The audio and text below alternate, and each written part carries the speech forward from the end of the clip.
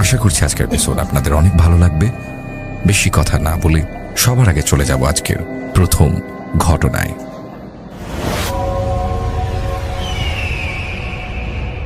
আসসালামু আলাইকুম রাসেল ভাই, আসসালামু আলাইকুম লিসেনার্স, আশা করি সবাই ভালো আছেন। এই মুহূর্তে আমি যে এই স্টোরিটি আপনাদের সাথে শেয়ার করতে যাচ্ছি, ঘটনাটি আমাকে দিয়েছে আপনাদের সকলের প্রিয় আলামিন। ঘটনাটি আরাফাত সানি নামক একজন ভাইয়ের কাছ থেকে আলামিন সংগ্রহ করেছে। আর যেভাবে ঘটনাটি পাওয়া গেছে এবং যেই জায়গাগুলোতে আমাদের কিছু বিধিনিষেধ আছে, যেই জায়গাগুলো আমরা বলতে পারবো না, সেগুলো বলে দেব আমি গল্প বলার সাথে সাথে। তো আশা করি যে আপনাদের ঘটনাটি খুবই অদ্ভুত লাগবে। ঘটনাটির সময় 1940-এর দশক বা এর আশেপাশের সময়, ঠিক ফিক্সড করে সময়টি বলা মুশকিল। ঘটনাটি ঘটে লোহাগাড়া উপজেলার লাহোরিয়া ইউনিয়নে। লাহোরিয়া ইউনিয়নের যে গ্রামটিতে ঘটেছে, সঙ্গত কারণে সেই গ্রামের নামটা বলতে পারছি না, যেহেতু নিষেধ রয়েছে। ওই গ্রামে সৈয়দ বাড়ি নামক একটি নাম করা বাড়ি ছিল। সেই বাড়িতে হঠাৎ একজন আগন্তুক আসেন।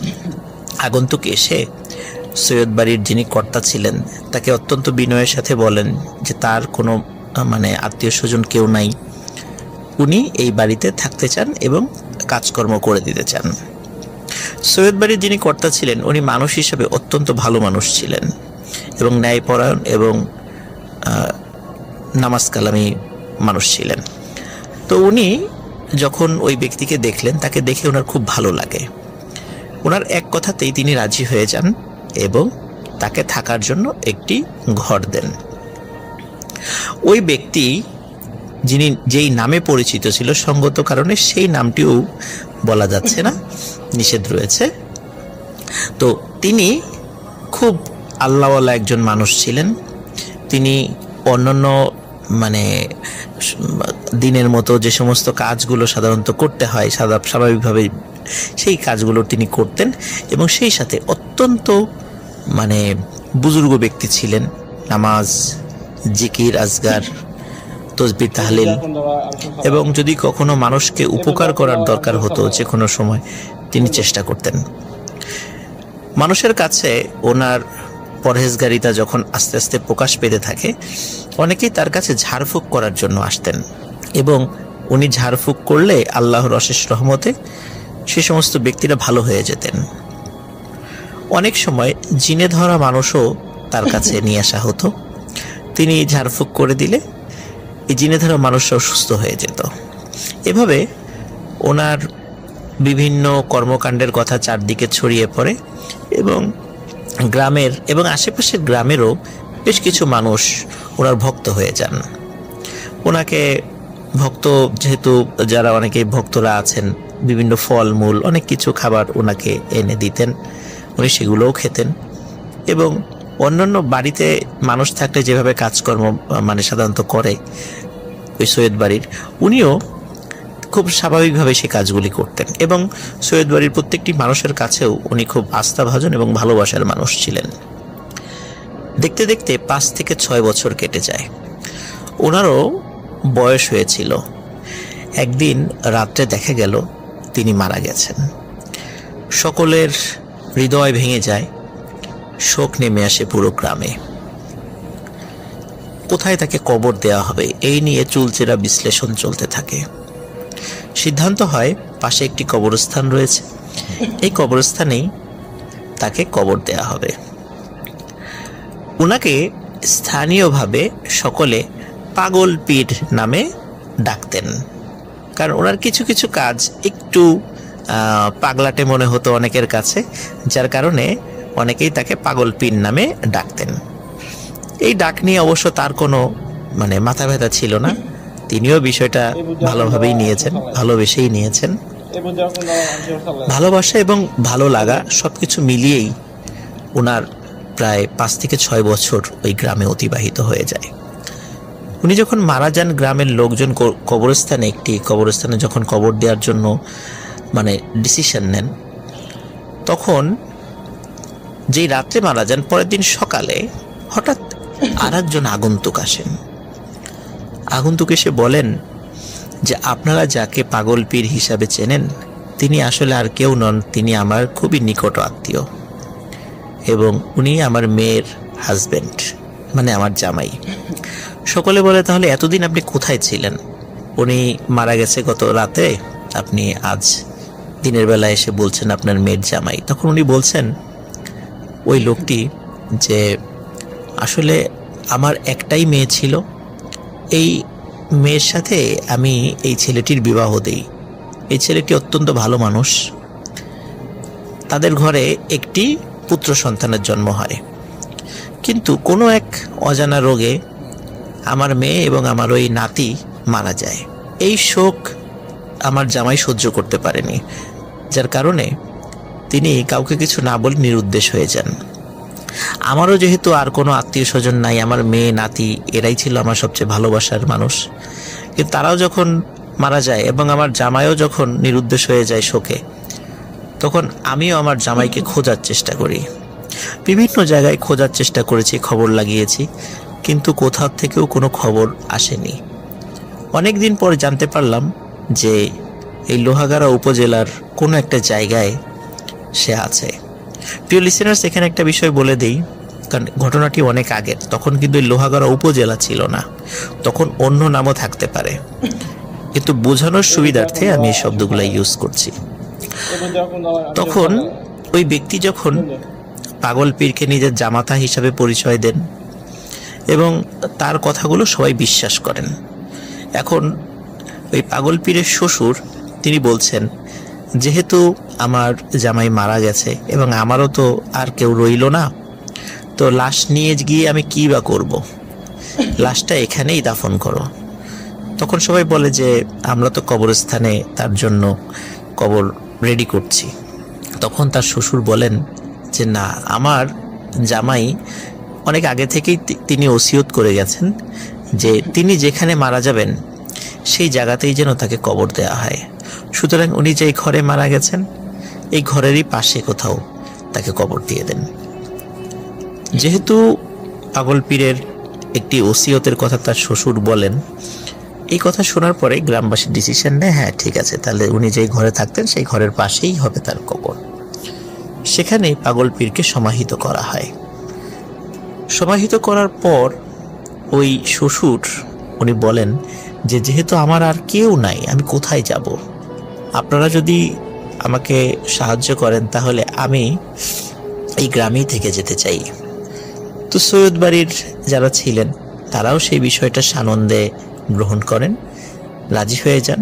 তাকেও একটি ঘর দেয়া হয়, যেই ঘরে ওই পাগল পীরের শ্বশুর তিনি থাকা শুরু করেন। দিন যায়, মাস যায়, বছর যায়।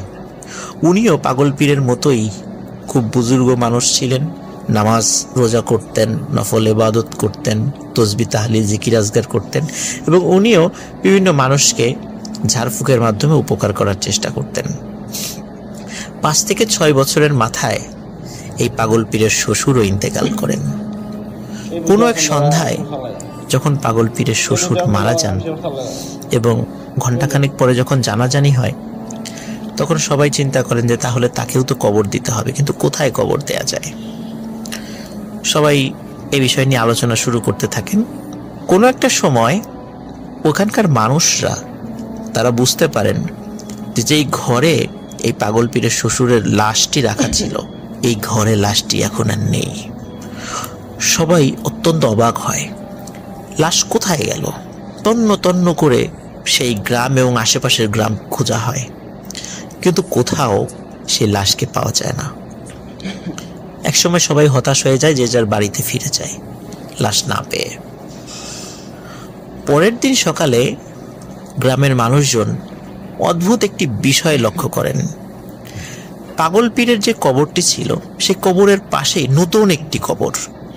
কার কবর এটি? সবাই বিশ্লেষণ করতে থাকেন, কিন্তু কারো মনে কোনো উত্তর আসে না, সবই অজানা যে কার কবর হতে পারে এটি। যেহেতু পাগল পীরের কবর তার ভক্ত এবং অনুসারীদের কাছে অত্যন্ত শ্রদ্ধার একটি জায়গা, মাজারের মতো তারা একটা সম্মান করতেন, সুতরাং হঠাৎ করে তার কবরের পাশে একটি কবর হয়ে যাওয়াটাকে তারা এবং গ্রামের লোকজনরাও স্বাভাবিকভাবে নেননি, যেহেতু পাগল পীর অত্যন্ত ভালো একজন মানুষ ছিলেন। কারণ তার অনুমতি ছাড়া বা ওই সৈয়দ বাড়ি বা আশেপাশে কোনো ধরনের কোনো যারা গ্রামের ময়মুরব্বী আছেন, অনুমতি ছাড়া এই কবরটা কে দিল বা কার কবর, এটা নিয়ে সবাই খুব মানে রাগান্বিত হন। একটা পর্যায়ে তারা সকলে মিলে সিদ্ধান্ত নেন যে এই কবরটি খুঁড়ে দেখা হবে, যেহেতু গতকালকেই রাত্রেই হয়তো বা কবর হয়েছে। আমরা দেখতে চাই যে এই কবরের মধ্যে কার লাশ রয়েছে। গ্রামের সকলেই কবরটা খোঁড়ার সিদ্ধান্ত নেন এবং খোঁড়ার জন্য যে উপকরণগুলো থাকে সেগুলো নিয়ে আসেন। যখনই খোঁড়া শুরু করতে যাবে, হঠাৎ ওই গ্রামের একটা মসজিদের ইমাম সাহেব সেখানে এসে হাজির হন এবং তিনি সবাইকে বলেন যে তোমরা এই কবরটি খুঁড়ো না, কারণ এই কবরটা কার সেটা আমি জানি। তখন গ্রামের সবাই বলে যে তুমি জানো, তাহলে বলো এই কবরটি কার। বলে এই কবরটি ওই পাগল পীরের শ্বশুরের, যিনি এই 5-6 বছর এখানে ছিলেন। তখন গ্রামের লোকজন আরো ক্ষিপ্ত হয় যে তাহলে তুমি কিভাবে জানলা, এটা আমরা কেউ জানলাম না। বলে আমি নিজ হাতে ওনার লাশকে এই কবরে রেখেছি।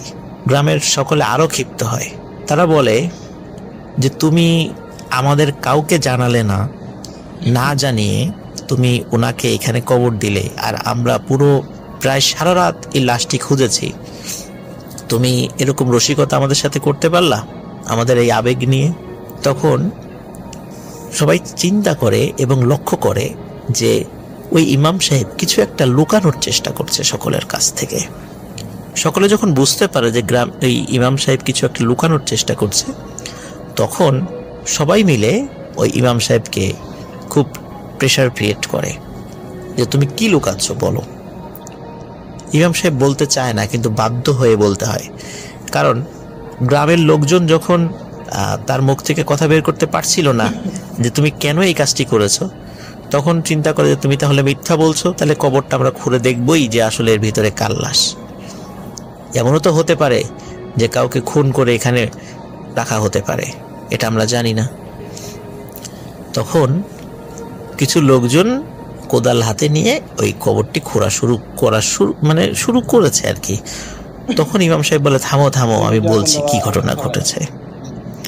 এটা সত্য যে এটা পাগল পীরের শ্বশুরের লাশ, কিন্তু তিনি মানুষ ছিলেন না, তিনি ছিলেন একটা জিন। সবাই খুবই অবাক হয় যে ইনি 5-6 বছর আমাদেরকে এত উপকার করেছেন, তাকে আমরা দেখেছি, তার সাথে চলেছি, ইনি জিন হয় কিভাবে। তখন ইমাম সাহেব আর কোনো কথা গোপন না করে পুরো ঘটনাটি খুলে বলেন। তিনি বলেন যেই রাত্রে পাগল পীরের শ্বশুর মারা যায়, ওই রাত্রে কে বা কারা 3 থেকে 4 জন মানুষ আমার বাড়িতে আসে। রাত তখন অনেক, আনুমানিক 12টা কি 1টা, যেহেতু গ্রামে 12টা 1টা মানে অনেক রাত। আর সেই 40-এর দশকে তো তখন আরো অনেক গভীর রাত ছিল বর্তমানের প্রেক্ষাপটে। ওই 3 থেকে 4 জন লোক ইমাম সাহেবকে ডাকা শুরু করে। ইমাম সাহেব ঘুম থেকে উঠে দরজা খুলে দেন। খুলে দেখেন 3-4 জন লোক কাউকেই তিনি চিনতে পারছেন না। তারা এসে ইমাম সাহেবকে সালাম দেন, বলেন যে একজন মানুষ মারা গেছে, আপনাকে তার জানাজা পড়াতে হবে, আপনি আসুন। তাদের কথাবার্তায় একটু রুক্ষতা ছিল। ইমাম সাহেবের বাড়িতে তার স্ত্রী এবং তার একমাত্র কন্যা সন্তান ছিল।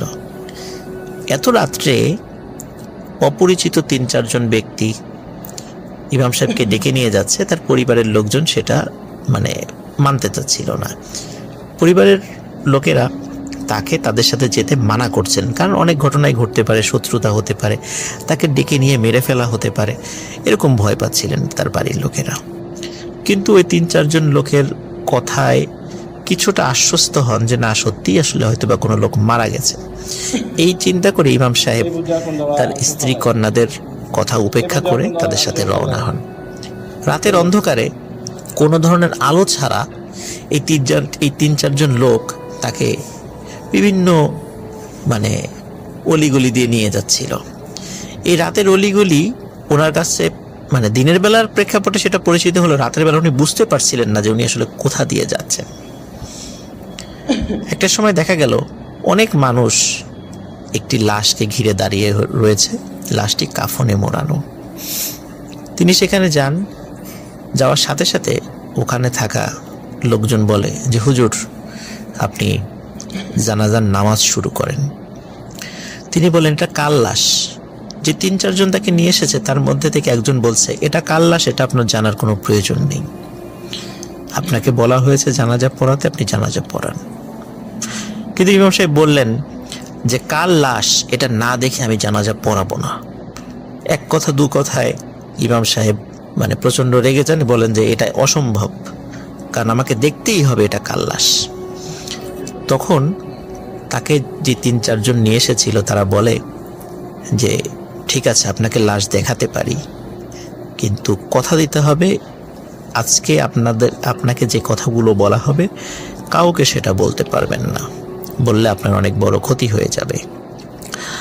ইমাম সাহেব কথা দেন যে ঠিক আছে আমি কাউকে বলবো না। তখন ওই লাশের মুখের উপর থেকে কাফনের কাপড়টা সরানো হয় এবং কাফনের কাপড়টা সরানোর সাথে সাথে ইমাম সাহেব বলেন আরে এ তো পাগল পীরের শ্বশুরের লাশ, এখানে কেন? তখন ওই জিনেরা বলে যে ইনি আসলে পাগল পীরের শ্বশুর ছিলেন না, উনি ছিলেন পাগল পীরেরই একজন একনিষ্ঠ ভক্ত, একটা জিন। তখন সবাই খুব অবাক হয় যে ইমাম সাহেব মানে উনি তেমন কোনো কথাই বলছেন না, মানে এতটা অ্যাস্ট্রনিস্ট হয়ে গেছেন যে উনি কোনো কথাই বলছেন না। সবাই বলেন কি ব্যাপার, আপনি জিন শুনে অবাক হয়ে যাচ্ছেন? তো ইমাম সাহেব বলে যে অবাক হওয়াটাই কি স্বাভাবিক নয়, কারণ তার সাথে এতদিন চললাম, উনি জিন হন কিভাবে? তখন ওই জিনেরা বলেন যে আসলে আমরা এই যাকে দেখতে পাচ্ছেন পাগল পীরের শ্বশুর রূপী যে জিন, আমরা সবাই তার আত্মীয় স্বজন। একদিন পাগল পীর দিনের বেলা বাজার থেকে ফিরছিলেন, হঠাৎ পাগল পীর দেখেন 3-4 জন ভয়ঙ্কর আকৃতির এবং দানবীয় আকৃতির জিন তাকে আক্রমণ করার জন্য ছুটে আসছে।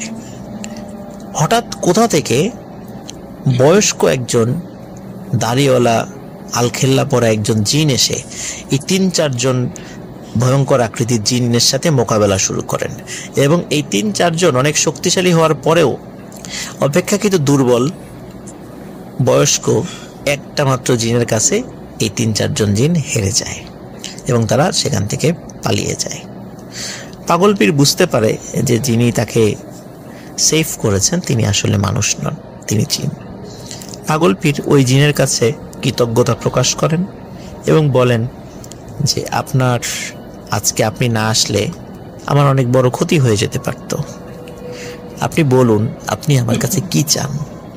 এখানে প্রিয় লিসেনার্স অদ্ভুত বিষয় হচ্ছে সাধারণত মানুষ জিনেদের কাছে চায়, কিন্তু এখানে পাগল পীর তো মানুষ ছিলেন, তিনি উল্টো ওই জিনকে বলছে যে আপনি আমার কাছে কি চান। তখন ওই জিন যে উত্তর দেয় তাতে পাগল পীর খুব অবাকই হন। তিনি বলেন যে আমি জিনেদের মধ্যে অত্যন্ত দরিদ্র একজন জিন, আমার পরিবার আছে, আমার পরিবার নিয়ে চলতে আমার কষ্ট হয়। আপনি একজন বুজুর্গ মানুষ, আপনি যখন ইবাদত বন্দেগী করেন আমিও আপনার সাথে সাথে থাকি, আপনাকে আমার খুব ভালো লাগে। আমি দেখি আপনার কাছে আপনার ভক্তরা অনেক খাবার নিয়ে আসে, অনেক ফলমূল নিয়ে আসে, আপনি যদি সেখান থেকে আমাকে কিছু অংশ দেন আপনার খাবার পর, তাহলে আমি সেগুলা খেতে পারি এবং আমি আমার পরিবার পরিজনদেরকেও সেটা দিতে পারি। পাগল পীর ওনার কথায় সন্তুষ্ট হন এবং তিনি রাজি হন যে ঠিক আছে আপনি আমার সাথে সাথে থাকবেন, কোনো সমস্যা নেই। এই ঘটনাটি ঘটে পাগল পীর যখন গ্রামে আসে, গ্রামে আসার পর যখন সে জিনের চিকিৎসা শুরু করে বা জিনে ধরা লোক যদি কোনো কেউ আসতো তাকে ফু দিলে ভালো হয়ে যেত, তো এই জিনের চিকিৎসা শুরু করার পর থেকে বিভিন্ন জিনেরা তার শত্রু হয়ে যায়, যার ফলে তারা ওত পেতে থাকতো এই পাগল পীরকে কখন একা পায়। এমনই একটা সুযোগ তারা পেয়েছিল, কিন্তু সেখানে তারা কামিয়াব হতে পারেনি। ওই আরেকজন নেককার জিনের কারণে। তো ওই জিন পাগল পীরের সাথে সাথেই সবসময় থাকতো, কিন্তু কেউ সেটা দেখতো না, কিন্তু পাগল পীর সেটা টের পেতেন এবং তিনি জানতেন। তিনিও কাউকে কখনো বলেননি। যখন পাগল পীর মারা যান তখন ওই জিনের মনে অত্যন্ত ব্যথা অনুভূত হয়, কারণ হচ্ছে ওই জিন পাগল পীরকে খুবই ভালোবাসতেন। তার মারা যাওয়ার পর এই শোক তিনি সইতে পারছিলেন না। তিনি চিন্তা করলেন তিনিও যতদিন জীবিত থাকবেন তো পাগল পীর যেখানে ইবাদত বন্দেগী করতেন তিনি সেখানেই কাটিয়ে দেবেন। এই চিন্তা করে তিনিও মানুষের বেশে সেখানে তার শ্বশুর সেজে আসেন এবং সেখানে থাকা শুরু করেন। তিনিও বার্ধক্যজনিত কারণে মারা যান, কিন্তু মারা যাওয়ার আগে তিনি তার পরিবারজনকে মানে পরিবার যারা ছিলেন তাদেরকে ওসিয়ত করে গিয়েছিলেন যে আমার কবরটাও যেন আমার ভালোবাসার যিনি, যার কাছ থেকে আমি অনেক কিছু শিখেছি, এই পাগল পীরের পাশেই যেন আমার কবরটা হয়, কিন্তু সেটা হবে খুব গোপনে। যদি গ্রামবাসী স্বেচ্ছায় দেয় তাহলে তো ভালো, আর যদি স্বেচ্ছায় না দিতে চায় তোমরা যে কোনোভাবে আমার কবরটা এখানে দেওয়ার চেষ্টা করো। এই কারণে গ্রামবাসী যখন মানে ওই পাগল পীরের শ্বশুর রূপী জিন তিনি যখন মারা গেলেন, গ্রামবাসী কিন্তু প্রথমে চেয়েছিল তার কবরটা গোরস্থানে দিতে। এটা যখন ওই জিনের আত্মীয় স্বজনরা বুঝতে পারে, তারা সুযোগ মতো এই লাশটি নিয়ে চলে আসে এবং তারাই এই লাশটিকে গোসল করিয়ে স্থানীয় ইমাম সাহেবের মাধ্যমে জানাজা পড়িয়ে এই পাগল পীরের কবরের পাশেই সমাহিত করতে চান, এবং এই উদ্দেশ্যেই এতগুলো ঘটনা ঘটেছে এবং ইমাম সাহেবকে এখানে নিয়ে আসা হয়েছে। এই পুরো ঘটনা ওই একজন জিন যিনি ওই ইমাম সাহেবকে নিয়ে এসেছিলেন ওইখানে ইমাম সাহেবকে বলেন এবং এটা বলে দেন এটা তুমি কাউকে বলবা না। ইমাম সাহেব কথা দেন ঠিক আছে আমি কাউকে বলবো না। তো সেখানে এই পাগল পীরের পাশেই কবরের পাশেই অন্ধকারেই তাকে সমাহিত করা হয়। কিন্তু এখানে একটা বিষয় প্রিয় লিসেনার্স বলে রাখা ভালো, যে রাতের অন্ধকারে কোথায় যে কবর দেয়া হয়েছে এটা উনি বুঝতে পারেননি, কিন্তু পরবর্তী সকালবেলা উনি বুঝতে পারেন যে আসলে যে এই কবরটা আসলে কোথায় দেয়া হয়েছে। ইমাম সাহেব পাগল পীরের শ্বশুরের জানাজা পড়িয়ে তাকে কবর দিয়ে বাড়িতে ফিরে আসেন এবং বাড়িতে আসার সময় সেই ৩-৪ জন জিন তাকে এগিয়ে দিয়ে যান। পরের দিন সকালবেলা যখন এই কবরটা মানুষ দেখতে পায় তখন তুলকালাম কাণ্ড শুরু হয়ে যায়। তখন ইমাম সাহেব সেখানে এসে বাধ্য হয়ে ঘটনা মানে সবাইকে খুলে বলেন। এই ঘটনাটি যখন সকলে জেনে যায়, ওই রাতেই ওই ইমাম সাহেবের স্ত্রী এবং তার একমাত্র কন্যা সন্তান নিখোঁজ হয়ে যায়। তাদেরকে কোথাও পাওয়া যায় না। অনেক খোঁজাখুঁজি করে কিন্তু কোথাও পাওয়া যায় না। একটা সময় ইমাম সাহেব স্বপ্নে দেখে যে এই যে ৩-৪ জন জিন তাকে এসে নিয়ে গিয়েছিল তারা বলছে তোমাকে বলেছিলাম যে তুমি এই ঘটনা কাউকে বলবা না, কিন্তু তুমি বলে দিয়েছ, তুমি কাজটি মোটেও ভালো করনি। তারা কবর খুললেও কি ঘটনা ঘটতো না ঘটতো সেটা পরের বিষয়, কিন্তু তুমি কেন বলতে গেলা? তোমার তো বলা উচিত হয়নি। একটা জিনের কবর এটা মানুষের দেখা উচিত না, কিন্তু মানুষ তো জেনে গেল, এটা তার গোপনীয়তা লঙ্ঘিত হলো, তোমার এটা বলা উচিত হয়নি।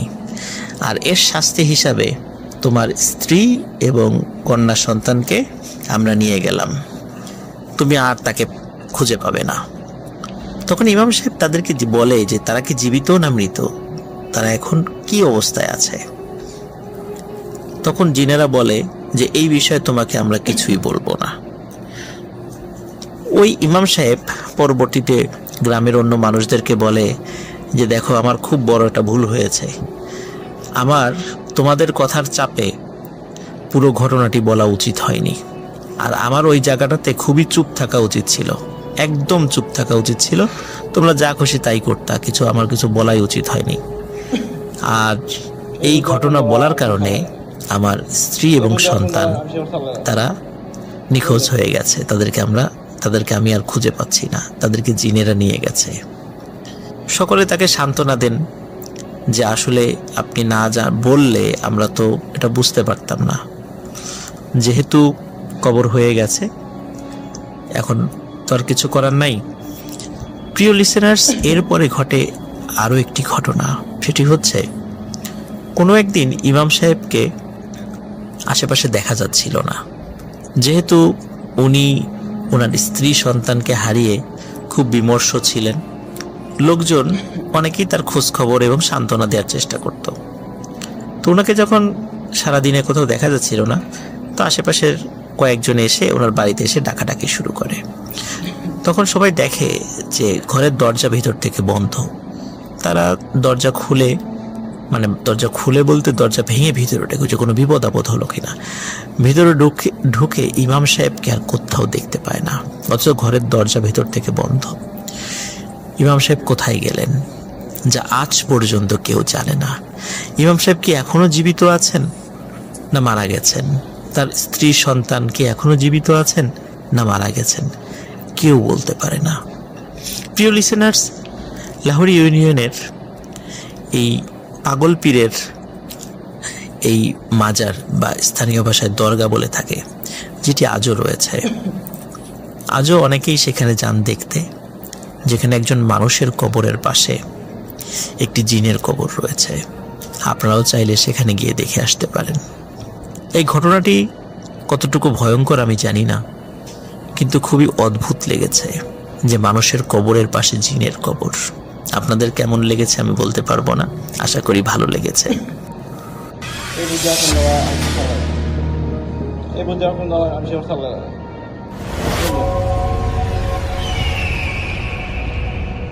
আসসালামু আলাইকুম লিসনার্স, সবাইকে আমন্ত্রণ জানাচ্ছি আমি ডক্টর আলিফ। আশা করছি আপনারা সবাই ভালো আছেন, সুস্থ আছেন। তো ঘটনা শুরু হয় 2017 সালের শেষের দিকে। টাঙ্গাইলের একজন পীর সাহেবের ঘটনা। পীর সাহেবের দরবার ছিল এবং প্রচুর লোকজনের আনাগানা ছিল সব সময়। মানুষজন আসতো বিভিন্ন সমস্যা নিয়ে তার কাছে, তিনি ঝাড়ফুঁক করে দিতেন। কোনো সময় গরিব লোকদের টাকা পয়সা দিয়ে সাহায্য করতেন, আবার সন্ধ্যার সময় তিনি তার মুরিদদের নিয়ে জিকির করতেন। বিভিন্ন সমস্যা নিয়ে তিনি আসা লোকদের ঝাড়ফুঁক করতেন ঠিক সন্ধ্যার পরপরই। তিনি সবসময় তার কাছে কাচের বোতল রাখতেন। যদি কোনো জিনে ধরা রোগী আসতো তার কাছে, তবে সেই জিনগুলোকে তিনি বোতলে ঢুকিয়ে ফেলতেন যদি জিনগুলো যেতে রাজি না হতো। ব্যাপারটা এমন ছিল যে সেই পীর জিনকে বলতেন চলে যেতে, যদি না যাইতো তাহলে মারধর করতেন। তখন কিছু জিন যেতে চাইলে চলে যেতে দিতেন, না যেতে চাইলে বলতেন চলে যান, এলে বোতলে ঢুকিয়ে ফেলবো। তো যারা যেতে চাইতো না তাদেরকে বোঝানোর সুযোগ না দিয়ে তিনি বোতলে ঢুকাতেন এবং সেই বোতল নিয়ে তিনি তার মুরিদদের দিয়ে মাটি চাপা দিয়ে রাখতেন। মুরিদ বলতে তার আশেপাশের অ্যাসিস্ট্যান্টদেরকে দিয়ে। যেহেতু তিনি জিনকে বন্দি করেছেন, তাই সেই জিনের আত্মীয় স্বজনরা যেন সেই পীর বা পীরের পরিবারের কোনো ক্ষতি করতে না পারে, সেজন্য তিনি প্রতিদিন 8টা করে তাবিজ তার বাড়ির চারিপাশে পুঁতে দিতেন তার মুরিদদেরকে নিয়ে। এটি তিনি প্রতিদিন করতেন, কারণ তিনি খুব ভালো করেই জানতেন বন্দি জিনদের জন্য অন্যান্য জিনেরা হামলা করতে পারে, এতে পরিবারের ক্ষতি হতে পারে, এবং সেজন্য সে প্রতিদিন তার বাড়িতে তাবিজ পুঁতে দিতেন যাতে কোনো ধরনের জিন প্রবেশ করতে না পারে। এভাবে উনি ওনার কাজ চালিয়ে যেতে লাগলেন। একদিন ওনার একজন মুরিদ, যিনি সব সময় ঝাড়ফুঁকের কাজে পীরকে সাহায্য করতেন, তিনি ঘুমের মধ্যেই মারা যান। তাকে গোসল দেন পীর সাহেব নিজেই, এবং তিনি লক্ষ্য করেন তার সেই মুরিদের পুরো শরীর কেমন যেন নরম। মৃত্যুর পর সাধারণত শরীর শক্ত হয়ে যায়, কিন্তু সেই মুরিদের শরীর ছিল একদম নরম, এবং তিনি এটা লক্ষ্য করলেন তার বুকের সবগুলো হাড় ভেঙে গেছে। তিনি দ্রুতই তার মুরিদের দাফন কাফন সম্পন্ন করে এবং বাসায় ফিরে তার বাড়িকে তিনি বরাবরের মতোই 8টা তাবিজ লিখে বন্ধ করিয়ে দেন। তখন ছিল আসরের সময়। সচরাচর তিনি এই কাজটি এশার পর করতেন। সেদিন রাতে পীর সাহেব স্বপ্নে দেখেন যে তার মুরিদের লাশ কবর থেকে উঠিয়ে শিয়াল কুকুর টেনে তুলে ফেলেছে এবং তার বাড়ির উঠানে সেই লাশ এনে ফেলে রাখা হয়েছে। এটা দেখে তার ঘুম ভেঙে যায় এবং তিনি শুনতে পান তার সেই মৃত মুরিদ তাকে ডাকছে। যেহেতু তিনি জানতেন এটা জিনদের শয়তানি, তাই তিনি তখনই একটা লাঠি নিয়ে বের হন এবং বের হয়ে তিনি দেখতে পেলেন তার বাড়ির উঠানের সামনে সেই মৃত মুরিদ দাঁড়িয়ে আছে। তিনি বলতে লাগলেন, খবিশের বাচ্চা, তোর এত বড় সাহস, আমার বাড়িতে আমার জমিনে দাঁড়িয়ে আছিস, এখনই চলে যা, নইলে আগে তোকে বেঁধে মারবো, তারপর তোকে বোতলে ভরে মাটিতে পুঁতে রাখবো। তার কথা শুনে সেই মুরিদের রূপ নেয়া জিন বলে, আয় আমাকে ধর, তোর যদি সাহস থাকে তবে আমাকে পারলে ধর। এটা শুনে সেই পীর লাঠে উঁচিয়ে তাকে মারতে যাবে, ঠিক তখনই সেই পীর মাটিতে পড়ে যান তিনি অনুভব করতে লাগলেন তার ডান পায়ের বোধ শক্তি হারিয়ে গেছে। তাই তিনি কোনোভাবে ওঠার চেষ্টা করছেন, কিন্তু পারছিলেন না। তিনি দোয়া তো পাঠ পড়তে পারছিলেনই না, না পারছিলেন কাউকে ডাকতে। তখন সেই মুরিদের রূপ নেয়া জিন তার কাছে আসে, তার কানের কাছে এসে বলতে থাকে, তোর বাহাদুরির দিন শেষ, দেখ তোকে আর তোর সাথীদেরকে কি করি। এটা বলার পর সেই জিন তার উপর অজস্র ছোট ছোট সাপ ফেলে দিয়ে চলে যায়। সাপগুলো তাকে কামড়াতে থাকে, সেই সাপের কামড়ে চিৎকার করতে লাগলেন তিনি। পাশে তার মুরিদরা স্থায়ীভাবে থাকতো, যারা তারা জিন ছাড়ানো বা ঝাড়ফুঁকে সাহায্য করত। তারা সেই পীরের চিৎকার শুনে সেখানে এসে পীরকে মাটিতে গড়াগড়ি করতে দেখে। পীরকে তারা উদ্ধার করে এবং ঘরে নিয়ে যায়। সেই রাত পোহানোর পর পীর সাহেব বুঝতে পারলেন তার 2 পা অবশ হয়ে গেছে। এদিকে সকালে খবর আসে তার আরেক মুরিদ মারা গেছেন। এই কথা শোনার পর পীর সাহেব বুঝতে পারলেন কোনো একটা সমস্যা শুরু হয়েছে। তারা দুইজনই খুব কাছের মানুষ ছিল এবং দুইজনই গত 2 দিনে মারা গেল। গত রাতে তার সাথে এমন একটা ঘটনা ঘটে গেল, আর এখন তো 2 পা অবশ, অবশ্যই কোনো জিন তার ক্ষতি করতে চাচ্ছে। তাই তিনি প্রতিদিন যেভাবে 8টা তাবিজ বাড়ির 8 দিকে পুঁতে দিতেন, সেভাবে তিনি তাবিজ পুঁতে দিলেন মুরিদদের দিয়ে। কিন্তু 8টির বদলে 16টি তাবিজ পুঁতে দেওয়া হলো, যাতে কোনোভাবে কোনো জিন না আসতে পারে এবং পরিবারের ক্ষতি করতে না পারে। এবং তার মুরিদদের নির্দেশ দিলেন এই খবর প্রচার করতে যে পীর সাহেব অসুস্থ, তাই কিছুদিন পীর সাহেবের সাথে কেউ দেখা করতে পারবে না, এটা চারিদিকে ছড়িয়ে দেওয়া হলো। সেদিন রাতে সেই পীর তার পরিচিত একজন আলেমের কাছে গত রাতে ঘটনা এবং পরপর 2 দিনে তার 2 জন মুরিদের মারা যাওয়ার ব্যাপারে আলাপ করলেন। পীরের পরিচিত সেই ব্যক্তি ফোনে তাকে বলেন, যেহেতু আপনি জিনকে বোতলবন্দি করেছেন, তাই হয়তো কোনো জিন আপনার ক্ষতির করার চেষ্টা করছে, তাই আপাতত সাবধান থাকুন। এবং যেহেতু গত রাতে আপনি না বুঝে বাইরে গিয়ে সেই জিনের মুখোমুখি হয়েছিলেন, তাই সেই সুযোগে আপনার উপর সে জাদু করেছে। পীরের পরিচিত সে আলেম তাকে ফোনে কিছু তদবির শিখিয়ে দেয় এবং পরামর্শ দেয় তার পরিবারের কেউ যেন বাইরে চলাফেরা একা একা না করে। কিন্তু সেদিন রাতটাই ছিল বিভীষিকাময়। সেদিন রাতে পীর সেই আলেমের পরামর্শ মোতাবেক আমল করা শুরু করে দেয় এবং আমল করে ঘুমিয়ে গেলেন। উনি ঘুমিয়েছিলেন, হঠাৎ করে কিছু তাকে বিছানা সহ এক পাশ কাত করে ফেলে দেয় এবং তিনি বিছানার নিচে চাপা পড়ে যান। তিনি শুনতে পান তার ছোট মেয়ে, ছোট ছেলে, তার স্ত্রী, বড় মেয়ে, মেয়ের জামাই প্রচন্ড আর্তনাদ করছে। তিনি নিজেও চিৎকার করছিলেন। তখন তিনি শুনতে পান কেউ টেনে হিচড়ে তার পরিবারের সদস্যদের তার বাড়ির ডাইনিং রুমে এনে বসিয়ে দিয়ে বলেন, একদম চুপ হয়ে বসে থাক তোরা, না হলে তোদের জবাই করে ফেলে দিব, তোদের বাড়ির পাশের পুকুরে ফেলে রাখবো। তখন পীর বলছিলেন, আমাকে পারলে মার, আমাকে আটকে রেখে আমার পরিবারকে ভয় দেখাচ্ছিস, পারলে আয়। পীর এটা বলার সাথে সাথে তার উপর থাকা বিছানাটা কেউ সরিয়ে ফেলে এবং পীরকে উপরে টেনে তুলে ঘাড় ধরে এবং তাকে নিয়ে যায় ডাইনিং রুমে। পীর দেখতে পান তার পরিবারের সবাই সেই ঘরের কোনো একটা কোণে বসে আছে। তখন পীর দেখতে পেলেন অজস্র কালো কালো ছায়া মূর্তি তাদের ঘিরে রেখেছে। তাদের চোখগুলো ছিল লাল, পুরো ঘরটা যেন গরম। পীর ভয় পেয়ে গেল। তিনি তার পরিবার সবাইকে ডাকলেন, কিন্তু কেউ ডাকে সাড়া দিল না। তিনি শুনতে পেলেন একটা কালো ছায়া মূর্তি তার পরিবারকে বলছে, এই তোরা কাঁদিস না, এই নে শাবল কোদাল, খুঁড়ে ফেল তোদের বাবার কবর। পীর মরে গেছে, ওকে মাটি দিতে হবে। গরমে ফুলে গেছে তোদের বাবার শরীর, পচতে শুরু করেছে, দিন হওয়ার আগেই মাটি দিয়ে দে, নইলে মানুষজন জেনে যাবে পীর তো মরেই গেছে, পচেও গেছে। তখন সবাই ছিছি করবে, দাফন দিতে কেউ আসবে না কাছে গন্ধে, তোদেরকেই দাফন কাফন করতে হবে। পীর তাজ্জব হয়ে শুনতে লাগলেন এবং চিৎকার করে তার ছেলে মেয়ের জামাইকে ডাকতে লাগলেন, এই তোরা এগুলা শুনিস না, আল্লাহর ডাক, আল্লাহ আয়াতুল কুরসি পড়।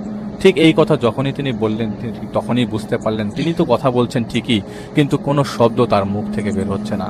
তিনি দেখলেন তার কিশোর ছেলে এবং মেয়ের জামাই সেই জিনদের দেওয়া শাবল কোদাল দিয়ে সেখানে ডাইনিং রুমের পাকা ফ্লোরেই কবর খুঁজছে। তিনি দেখলেন যারা কবর খুঁজছে তারা শাবল বা কোদাল দিয়ে না করে হাত দিয়েই কবর খুঁজছে। আর পীর শুনতে পাচ্ছিলেন কালেমা শাহাদাত পড়ছে সেই সকল ছায়ামূর্তিগুলো। তিনি দেখলেন তাকে 4টি ছায়ামূর্তি তাদের কাঁধে তুলে নিল। তারা তাকে সদ্য খোরা সেই কবরে শুইয়ে দিল। পীর দেখতে পাচ্ছিলেন, শুনতে পাচ্ছিলেন, কিন্তু কিছু করতে পারছিলেন না। তিনি মনে মনে সূরা ইয়াসিন পড়তে লাগলেন, কিন্তু তিনি শুনতে পেলেন সেই ছায়ামূর্তিগুলোর মধ্যে একজন বলল, তুই যত কিছুই করিস না কেন, আজ তুই বাঁচতে পারবি না। তখন তিনি দেখলেন একটা বেজি সেই ছায়ামূর্তি পীরের বুকের উপর ছেড়ে দেয়। পীর দেখতে লাগলেন সেই ছায়ামূর্তিগুলো এবং তার পরিবারের সবাই তার উপর মাটি ছিটাচ্ছে, তার কোমর অবধি মাটি চাপা পড়ে যায়। তখন সেই বেজিটা পীরের হাতে কামড় দিয়ে দিল। কিছুক্ষণ পর তিনি জ্ঞান হারিয়ে ফেলেন। জ্ঞান ফেরার পর তিনি দেখতে পেলেন তার চারপাশে অনেক লোকজন। তিনি দেখতে পেলেন পরিবারের সবাই ভালো আছে।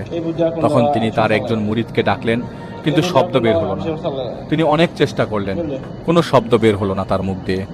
উ উ আয়ের মতো যেভাবে বোবারা শব্দ করে কথা বলার জন্য ইশারা করেন, ঠিক সেভাবেই শব্দ বের হচ্ছিল তার মুখ দিয়ে। তিনি ইশারা দিয়ে সবাইকে ঘর ত্যাগ করতে বললেন। তারপর মেয়ের জামাইকে লিখে বলেন যে তিনি কথা বলার শক্তি হারিয়ে ফেলেছেন। পীর তার পরিচিত আলেমকে ফোন দিয়ে তার অবস্থা সম্বন্ধে অবহিত করেন এবং তিনি যেন দ্রুতই সেখানে চলে আসেন, কেননা পীর সাহেবের অবস্থা ভালো না। সেদিন বিকেলে পীরের পরিচিত সেই আলেম আসেন, এসে দেখতে পান পীর শুয়ে আছেন, তার হাতে 2 ধরনের ব্যান্ডেজ করা। সেই আলেম এসে জানতে চান কি হয়েছিল সেদিন রাতে। তখন পীর লিখে কিছু বলবেন তার আগেই তার মেয়ের জামাই বলা শুরু করে আরেক ঘটনা। আসলে সেই রাতে পীরের সাথে যে ঘটনা ঘটেছে এবং পীরের পরিবারের সাথে যে ঘটনা ঘটেছে সেটা আরেকটা, যেটা পীর তার মেয়ের জামাইয়ের মুখে শুনে অবাক হয়ে যান যখন তার মেয়ের জামাই সে আলেমকে অন্য ঘটনা বলতে শুরু করেন। মেয়ের জামাই সে আলেমকে বলে, রাতে আব্বা ঘুমাইছিলেন, হঠাৎ করে দেখলাম তিনি ঘুম থেকে ওঠেন। উঠে তিনি আর তার স্ত্রীকে ঘর থেকে বের হয়ে যেতে বলেন। বলতে লাগলেন, বের হয়ে যা তোরা এই বাড়ি থেকে, তোরা যদি বাঁচতে চাস বের হয়ে যা, ঘোর বিপদ হবে নইলে। আমাকেও যেতে দিবে না ওরা আমাকে জ্যান্ত পুঁতে ফেলবে বলে তিনি এক হাত দিয়ে তার বিছানাটা উল্টে ফেলে। এই ঘটনা দেখে তার স্ত্রী মেয়ের জামাইকে ডেকে নিয়ে আসে। এসে দেখে পীর কোন ঘরে, মানে পীরের ঘরে এক কোণে বসে বিড়বিড় করে বলছেন, তোরা আয়তু কুরসি পর আর বের হয়ে যা, না হলে তোদের মেরে ফেলবে। আর পীরের আশেপাশে অনেকগুলো কালো ছায়া ঘুরছে। তারপর তারা দেখেন পীর দাঁড়িয়ে আছেন আর দাঁড়িয়ে গেছেন, হঠাৎ করে তিনি দাঁড়িয়ে গেলেন, অথচ সেদিন তার 2 পায়ের বোধ শক্তি হারিয়ে ফেলেছিলেন। পীরের মাথা বাম কাত হয়ে ঝুঁকে রইল এবং সেই অবস্থায় অনেকটা ভারসাম্যহীনভাবে তিনি ডাইনিং ঘরে যান, ফ্লোরে বসে পড়েন এবং কালেমা শাহাদাত পড়তে পড়তে নিজের হাত দিয়ে ঢালাই দেওয়া ফ্লোর খুঁড়তে শুরু করেন। তা দেখে মেয়ের জামাইরা তাকে ধরতে গেলে তিনি মেয়ের জামাইয়ের দিকে চোখ তুলে তাকালেন। জামাই দেখলেন পীরের চোখগুলো সম্পূর্ণ কালো। তা দেখে পীরের ছোট ছেলে তাদের বাড়িতে থাকা অন্যান্য মুরিদদের ডেকে নিয়ে আসেন। তারা এসে দেখে তিনি তার হাত দিয়ে অনেকখানি ঢালাই দেওয়া ফ্লোর খুঁড়ে ফেলেছেন। তার হাত রক্তাক্ত। তিনি মাটি খুঁড়ছিলেন এবং তার উপরে সেই মাটিগুলো ফেলছিলেন, তার নিজের উপরে মাটিগুলো ফেলছিল। পীরের মুরিদরা তখন দোয়া দুরুদ পড়ছিল জোরে জোরে এবং বেশ কয়েকজন সাহস করে তাকে ধরে ফেলে। তাকে ধরা মাত্রই তিনি তার ডান হাতে কামড় দিয়ে বেশ হয়ে পড়ে যান। পরে তাকে পরিষ্কার করে বিছানায় নেওয়া হয়। সবকিছু শুনে সেই আলেম পীরকে বলে, পীর সাহেব, আগেও বারবার মানা করেছিলাম আপনাকে এই বোতলে জিন আটকানো থামান, মেইন সমস্যা এখানেই। মনে করে দেখেন তো গত 2-3 মাসে আপনি এমন কোনো জিনকে বোতলবন্দি করেছিলেন কিনা যার খুব পাওয়ারফুল। পীর ইশারায় দিয়ে বোঝান যে তার কিছুই মনে নাই। সেই রাতে সেই পীর আলেম পীরকে বসায়, তার উপরে প্রভাব থাকা জিনকে ডেকে আনবেন সমস্যা জানার জন্য। জিনকে ডাকার প্রক্রিয়া শুরু হয় এবং 1 মিনিটের মধ্যে পুরো বাড়িতে তাণ্ডব শুরু হয়ে যায়। দরজা জানালায় সপারে লাথি মারার শব্দ, পশু পাখির শব্দ, বাতাসের শব্দ, হাড়ি পাতিল ছুঁড়ে মারার শব্দ এবং সেই পীর তখন ভারী গলায় অট্ট হাসি দিয়ে শুরু করতে থাকে। সে আলেম দোয়া দরুদ পড়লেন কিন্তু কিছুতেই কাজ হচ্ছিল না। সে আলেমকে পীরের উপর ভর করা জিন বলতে লাগলেন, দেখলাম তোর ছেলেটা ভারতের দেওবন্দে পড়ালেখা করছে। এরপর ফিসফিসে সে আলেমকে বলে, তোর ছেলেকে ছাদ থেকে ফেলে দিলে কেমন হবে বলতো? ফেলে দেই? যদি ছেলেকে বাঁচাতে চাস তবে এখান থেকে চলে যা, পীরকে আমরাই মেরে ফেলবো। এই দেখে তার প্রমাণ, এই দেখ তার প্রমাণ। সেই বলেই পীরের এক হাত দিয়ে তার নিজের একটা চোখ উপড়ে ফেলে তা হাতে নিয়ে সে আলেমের দিকে বাড়িয়ে দেয়, বলে, ধর নিয়ে যা প্রমাণ। কেউ যদি আসিস ওকে বাঁচাতে পীরকে, তবে ওর শরীরের এক একটা অংশ এভাবে কেটে কেটে পাঠাবো। এত কিছু দেখে সে আলেম সেখান থেকে পালিয়ে যায় এবং পীর তার উপড়ানো চোখ হাতে নিয়ে তার পরিবারের সদস্যদের দেখাতে লাগে এবং বলতে লাগলেন, চলে যা, তোদেরও এই হাল হবে। তখন সেই রাতে তার পরিবারের বাড়ি থেকে বের হয়ে যায়। এদিকে পীরের হুঁশ ফিরে আসে। হুঁশ আসার পর তিনি দেখলেন পুরো বাড়িতে তিনি একা, আর তার সামনে তার পরিবারের সবার লাশ পড়ে আছে। একটা ছায়ামূর্তি তাকে বলে, তুই নিজের হাতে এদের মেরেছিস, এখন এদের দাফন করতে হবে। পীরের মাথায় কিছু কাজ করছিল না। তিনি দেখতে লাগলেন তার পরিবারের সদস্যদের লাশ কবরে নামানো হয়েছে, আর তিনি তা দেখে উনি দৌড় দিয়ে সেই ঘর থেকে বেরিয়ে যান। বাইরে বেরিয়ে তিনি দেখতে পান অসংখ্য ছায়ামূর্তি দাঁড়িয়ে আছে। তিনি বেহুশ হয়ে পড়ে যান, তার ঘুম ভেঙে যায়। তিনি নিজেকে আবিষ্কার করেন তার এক মুরিদের বাড়িতে। তিনি দেখলেন তিনি এখন কথা বলতে পারছেন, হাঁটতে পারছেন, সবকিছু করতে পারছেন। তিনি অস্বস্ত হন তার পরিবারকে, তার পরিবার সুস্থ দেখে। তিনি সবকিছু বলেন তিনি গত 2 রাতে যা যা দেখেছেন। সেদিন তিনি বিশ্রাম নিচ্ছিলেন।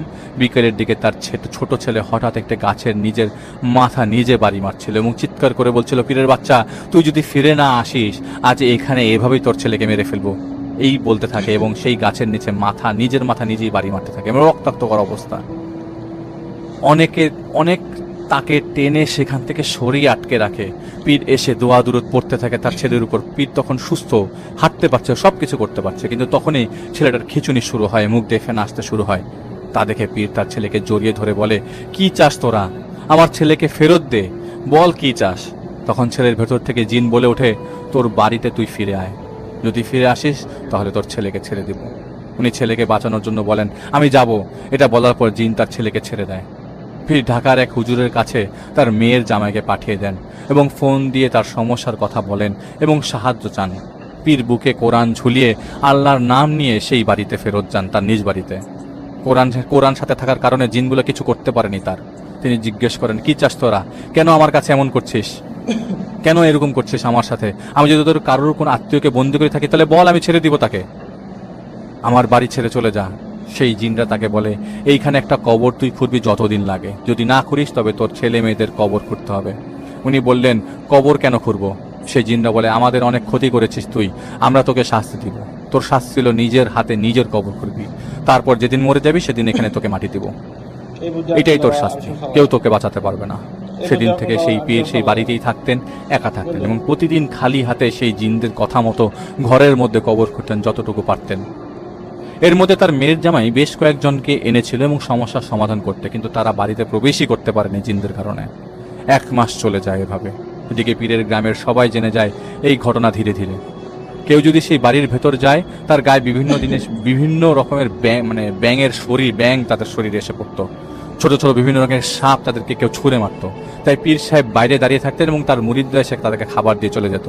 যেহেতু তিনি একাই থাকছেন, তার সাথে প্রতিটা রাতে সেই জিনরা অত্যাচার চালাতো এবং তাকে দিয়েই তার কবর খোঁড়ানোর কাজ করে যাচ্ছিল খালি হাতে। সেই গ্রামের একজন লোক জাহিদ ভাইয়ের ব্যাপারে জানতো এবং জাহিদ ভাইয়ের সাথে সেই পীরের মেয়ের জামাইয়ের যোগাযোগ করিয়ে দেয়। তো জাহিদ ভাইয়ের সাথে তার মেয়ের জামাই দেখা করেন এবং সবকিছু শেয়ার করেন। জাহিদ ভাই সবকিছু শুনে আন্দাজ করে নেয়, যেহেতু তিনি জিন বোতলে বন্দি করতেন, তাই হয়তো অন্যান্য জিনেরা যোগসাজশে তার উপর প্রতিশোধ নিচ্ছে। রাতে জাহিদ ভাই আমির সাহেবকে পীরের নাম ঠিকানা দেয় এবং জাহিদ ভাই জাহিদ ভাই জিনকে এবং সবকিছু খুলে বলে, উনি অপেক্ষা করতে বলে চলে যান। প্রথম কথাটি হলো, জ্ঞান অনেক সময় জ্ঞানী ব্যক্তিকে অহংকারীতে পরিণত করতে পারে। সে না জানি কত বছর যাবত এভাবে বোতলে জিন বন্দির কাজ করে এসছে, তা সে নিজেই বলতে পারবে। যেই আসতো তাকেই বোতলে ভরে ফেলতো, এটা ছিল তার জ্ঞানের অপব্যবহার। সে জানতো কোনো একদিন বড় বিপদ হবে, আজ তাই হয়েছে। তার বন্দি করা জিনদের আত্মীয় স্বজনরা বেশ কয়েকবার চেষ্টা করেছে তার উপর হামলা করতে, কিন্তু বন্দি স্বজনদের উদ্ধার করতে, কিন্তু তার তাবিজ প্রতিদিন পুতার কারণে তারা পারত না। তাই তারা তার চেয়ে বেশি শক্তিশালী বেশ কয়েকজন জিনের সাহায্য নেয়। তারপরও কাজ না হয়, তারা বেদুইন জিনদের কাছে যায়, যারা মরুভূমিতে বাস করে দল বেঁধে। আরবের বেদুইনরা যেমন বিভ্রান্ত এবং আক্রমণাত্মক ছিল, এরাও তেমন স্বভাবের। তাদের মধ্যে যারা প্রবীণ তারা অনেক আক্রমণাত্মক এবং শক্তিশালী, তার মায়া জাদু জানত। সেই বন্দি জিনদের আত্মীয়রা তাদের সাথে চুক্তি করে এখানে তাদেরকে নিয়ে এসেছে। সেই বেদুইনরা তার 2 জন ঘনিষ্ঠ বন্ধুকে ঘুমের মধ্যে ভয় দেখিয়ে মেরে ফেলেছে। তার আগে তারা জেনে গিয়েছিল কোথায় কোথায় সেই বোতলগুলো পোতা আছে। তারা সব জায়গার বোতল তুলে ফেলতে পারলেও কিছু বোতল তুলতে পারেনি, যেই বোতলগুলো তাদের ঘরের মাঝখানে কোথাও পোতা আছে। যে কোনো কারণে তারা তুলতে না পেরে পীরকে এখন জোর করিয়ে সেই বোতলগুলো উদ্ধার করার চেষ্টা করছে। আর পীর এবং পীরের পরিবারের সাথে যা হয়েছিল আসলে তা ছিল মায়াজাল। তারা তাদের চোখে জাদু করে এক একজনকে এক একটি দেখাচ্ছিল। তারা যদি চায় আমরা তাদের সাহায্য করব এবং যা করা দ্রুত করতে হবে। আমির সাহেব অপেক্ষা করতে বলেন এবং জাহিদ ভাই তখনই তার মেয়ের জামাইকে সবকিছু বলে ফোনে এবং তারা নিজেরাই আলাপ আলোচনা করে রাজি হয়। ওকে, এবং কিছু বিষয় এখানে আমি মেনশন করছি না, যেসব জিনিসগুলা মেনশন না করার মতো আর কি। তো জাহিদ সাহেবের আমির সাহেবকে তাদের রাজি হওয়ার কথা বলার পর জাহিদ ভাইকে বলেন যে একদিন পর চলে যেও, তুমি আসো এখানে। এবং জাহিদ ভাইয়ের আমির বলে যে তুমি রোজা রাখবে সেদিন, তোমাকে একাই যে সেই পীরের বাড়ি থেকে বের করে আনতে হবে। জাহিদ ভাইয়ের আমির তাকে বলছে এবং জাহিদ ভাই বলে, আমি যদি একা যাই তবে তো আমার ক্ষতি করতে পারে। তো জাহিদ ভাইয়ের আমির বলেন যে তোমাকে একাই যেতে হবে, শরীর বন্ধ করে যাবে, মন শক্ত রেখে যাবে, সেই পীরকে বের করে আনতে হবে। তিনি জাহিদ ভাইকে কিছু জমজমের পানি দেন এবং একটা ছোট্ট বোতলে দেন এবং বলে দেন সেখানে যাই কিছু হোক না কেন জাহিদ ভাইকেই বের করে আনতে হবে ওই পীর সাহেবকে। রাত হলে উনি আসবেন এবং তার সাথীদের নিয়ে। তো জাহিদ ভাই একদিন পর সেখানে যায়, তার পরিবারের সাথে কথা বলে। আগেও জাহিদ ভাই বলেছেন যে জাহিদ ভাই যা বলেছিল যে জাহিদ ভাই দেখলে বোঝে মানুষের অবস্থা কি, সেই এলাকার অবস্থা কি, সেই বাড়ির অবস্থা কি। কারণ যেই ধরনের কাজ জাহিদ ভাই করে তা দেখলে মনে হবে জাহিদ ভাইকে দিয়ে হবে না এটা। হঠাৎ করে একটা ধাক্কা লাগে, সেই ধাক্কাটা তারা খায় জাহিদ ভাইকে দেখে, এবং তারা কিছুটা কানাঘুষা করছিল জাহিদ ভাইকে নিয়ে, যাতে জাহিদ ভাই তাদের চেহারা দেখেই বুঝতে পারবে যে ঘটনা খারাপ এই জায়গায়। এবং জাহিদ ভাই তাদের চেহারা দেখে বুঝতে পারছিল যে তারা বুঝে গেছে জাহিদ ভাই এখানে আসছে এবং জিনিসটা খারাপ হতে পারে। তো জাহিদ ভাই আমির সাহেবের কথা মতো পীরের এক মুরিদের সাহায্য নিয়ে সেই বাড়ির সামনে যেয়ে দাঁড়ায়। সত্যি বলতে মনে মনে ভয় লাগছিল না জাহিদ ভাইয়ের, এবং কোনো জিনিসের মুখোমুখি যে এর আগে হয়েছিল এটা থেকে এমন একটা ভয় লাগছিল না। জাহিদ ভাই শরীর বন্ধ করে সেই বাড়িতে ঢোকে, দেখতে পায় ঘর ভর্তি ব্যাঙ এদিক ওদিক লাফাচ্ছে। বিকেলের আলোতেও অন্ধকার লাগছিল। জাহিদ ভাই কিছু শব্দ শুনতে পায় গুনগুনানোর। জাহিদ ভাই অনুভব করছিল কিন্তু ভয় পাচ্ছিল না, এবং ঘরের ভেতর ঢুকে দেখে যে পীর সাহেব বসে আছে, কালো টি শার্ট লুঙ্গি পরে চেয়ারে হেলান দিয়ে কি যেন পড়ছে। জাহিদ ভাই ডাকলো, পীর সাহেব, আমি জাহিদ, ঢাকা থেকে এসেছি, আপনাকে এখান থেকে আমার সাথে যেতে হবে। উনি উত্তর দিলেন না।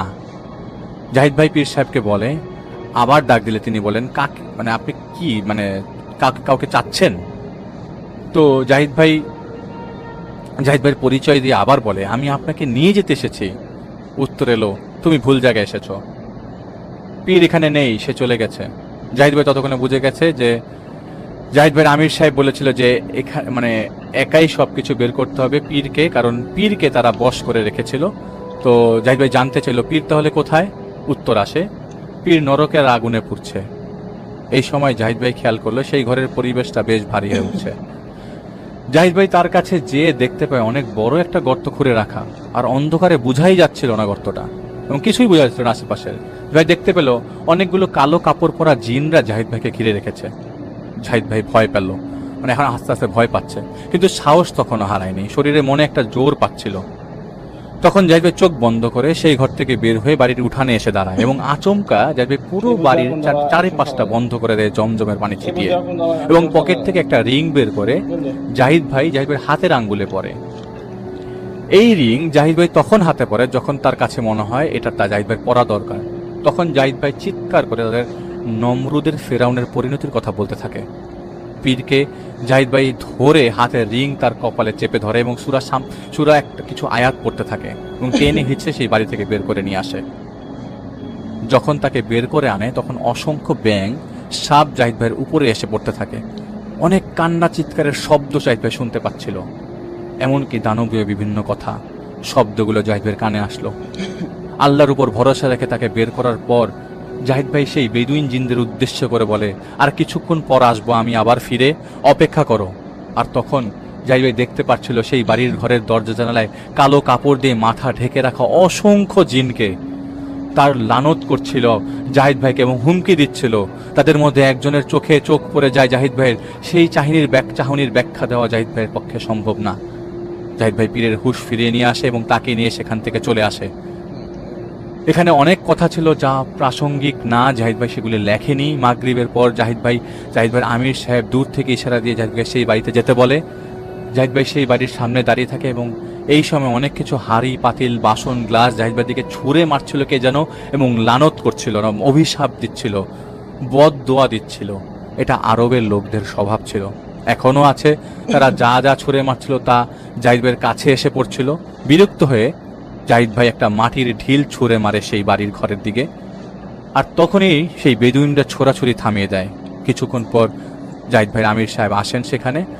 তার সাথে ছিলেন বেশ কয়েকজন সাথী, জাহিদ ভাই আমিরের সাথী আর কি। তো জাহিদ ভাইকে কোরআন শরীফ হাতে দিয়ে কিছু নির্দেশনা দিয়ে দেওয়া হয়, এবং জাহিদ ভাই সেই ঘরে প্রবেশ করে। যখনই আমির সাহেব তাদের সাথীদের নিয়ে প্রবেশ করেন, তখনই যেভাবে বানর আর হনুমানরা হু হু করে শোরগোল করে, সেভাবে শোরগোল শুরু করে দেয় তারা। জাহিদ ভাইয়ের আমির সাহেবের সাথে যারা ছিল তাদের মধ্যে একজন এগিয়ে এসে বললেন, একটা সূরার মতো দুয়ার মতো বললো, জিনদের ভাষায় এর মানে হলো, হুকুম দিচ্ছি চুপ হয়ে যাও। কিছুক্ষণ পর সব চুপ হয়ে গেল, এবং জাহিদ ভাই কোরআন থেকে একটা সূরা পড়ে ধীরে ধীরে পড়তে লাগলো, এবং শুনলো যে জাহিদ ভাই আমির সাহেবকে বলতে, তাদের নেতাকে ডাকতে, এবং সেই নেতা যেখানে আসে কালো কাপড়ের মাথায় ঢাকা। জাহিদ ভাই শুনছিল আমির সাহেব সেই জিনদের নেতাদের কথা, এখান থেকে যেতে হবেই, এবং আপনার সাথে কোনো রকমের আলোচনা করা হবে না, কোনো ধরনের নেগোসিয়েশন হবে না। যদি আপনারা যেতে না চান তাহলে সসম্মানে যেতে না চান তাহলে যা হবে তার জন্য কোনো দায়ভার আমরা নিতে পারবো না। আপনি সীমানা রেখার নিয়ম কানুন ভঙ্গ করে এখানে এসে ইনসানের ক্ষতি করছেন। তো সেই বেদুইন নেতা বলে, আমরা এসেছি চুক্তির মাধ্যমে এবং সেই চুক্তি মূল্য তারা পরিশোধ করেছে, আমাদের তাদের স্বজনকে মুক্ত করতে হবে, এর ব্যতীত আমরা যাব না। আমির সাহেব তখন বলেন, আচ্ছা তাহলে একজনকে বাড়ির বাইরে পাঠিয়ে দিন, পরিস্থিতির বিবেচনা করে আসুক এবং যারা চুক্তি দিয়েছে তাদেরকে নিয়ে আসুক। বেদুইন নেতার নির্দেশে একজন বাইরে যায় এবং যে সাথে করে চুক্তি যারা করেছিল তাদের নিয়ে আসে। জাহিদ ভাই শুনতে পায় আমির সাহেবকে বলতে, এখনই এই চুক্তি বাতিল করো বেদুইনদের সাথে, তোমাদের স্বজনদের আমরা খুঁজে বের করে মুক্তি দিয়ে দেব। তোমাদের স্বজনদের নিয়ে কারোর ক্ষতি না করে এক নিঃশ্বাসে যত দূর পারো ততটুকু অঞ্চল, মানে যতটুকু দূরে চলে যাও, একে প্রবেশ করতে পারবে না এর ভেতরে। মানে যদি তারা এক নিঃশ্বাসে 1 কিলোমিটার দূরে যেতে পারে তবে সেই দূরত্ব পর্যন্ত তারা আসতে পারবে পরবর্তীতে, এর বেশি আসতে পারবে না। তো জাহিদ ভাই তার প্রসিডিউর শেষ করে ততক্ষণে এখানে অনেক কথা হয়েছিল যা লেখা সম্ভব হয়নি। 6 ঘন্টা ধরে আলাপ আলোচনার পর বেদুইন নেতা চলে যায়। বেশ কয়েকজন রক্তটা বেদুইন জিন যেতে না চাওয়ায় তাদের উপর জমজমের পানি ছেটানো হয় এবং সেই রাতে সেই বাড়ি থেকে বেদুইনরা চলে যায়। পরদিন থেকে সেই পীরে তার বাসায় আর কোনো ধরনের সমস্যা ছিল না। বেদুইনরা চলে যাওয়ার পরদিন সন্ধ্যার পর জাহিদ ভাই এবং জাহিদ ভাই আমির সাহেব সেই বাসায় ঢুকে পীরের মেয়ের জামা এবং 2 জন মুরিদকে নিয়ে জাহিদ ভাই আমির সাহেবের নির্দেশ মোতাবেক আরও 6 ফুট গর্ত করে 34টি বোতল পাওয়া যায়, যার মধ্যে 7টি ভাঙা ছিল। সেই বোতলগুলো তুলে বড়ই পাতা সিদ্ধ পানি দিয়ে ধুয়ে রেখে দেওয়া হয় এবং জাহিদ ভাইয়ের সামনেই এখানে আরও কিছু প্রসিডিউর শেষ করে কিছু জিনিস পরে 90 বার ফু দেওয়া হয় এবং রাত 3টার দিকে বোতলবন্দি জিনদের আত্মীয়রা আর ক্ষতি করবে না এবং ক্ষতির ষড়যন্ত্র করবে না এই বিশ্বাস দিয়ে বেদুইনরা সেই বাড়ির ভেতর থেকে 8টা বড় গর্ত খুঁড়েছিল পীরকে দিয়ে, সেই গর্তগুলো ভরিয়ে দেওয়া হয় এবং 10-12 দিন পর পীর সাহেব তার পরিবার সহ সেই বাড়িতে ফিরে আসে এবং সেই আগের মতো তিনি তার দরবার খুলেন এবং তার পরিচালনা শুরু করেন। কিন্তু তফাৎ ছিল একটাই, তিনি আর কোনো রকম ঝাড়ফুঁক করতে পারবেন না এবং করবেন না। পীর জানতো যে একদিন তার ক্ষতি হবে, কারণ জিনদের বন্দি করবে, তার স্বজনরা বসে থাকবে এমন তো হবে না। তাই সেই প্রতিদিন তাবিজ পুঁতে দিত এবং জাহিদ ভাইয়ের এই কাহিনীগুলোকে বাঁচার জন্য আর কি। তো এইটাই ছিল ঘটনা।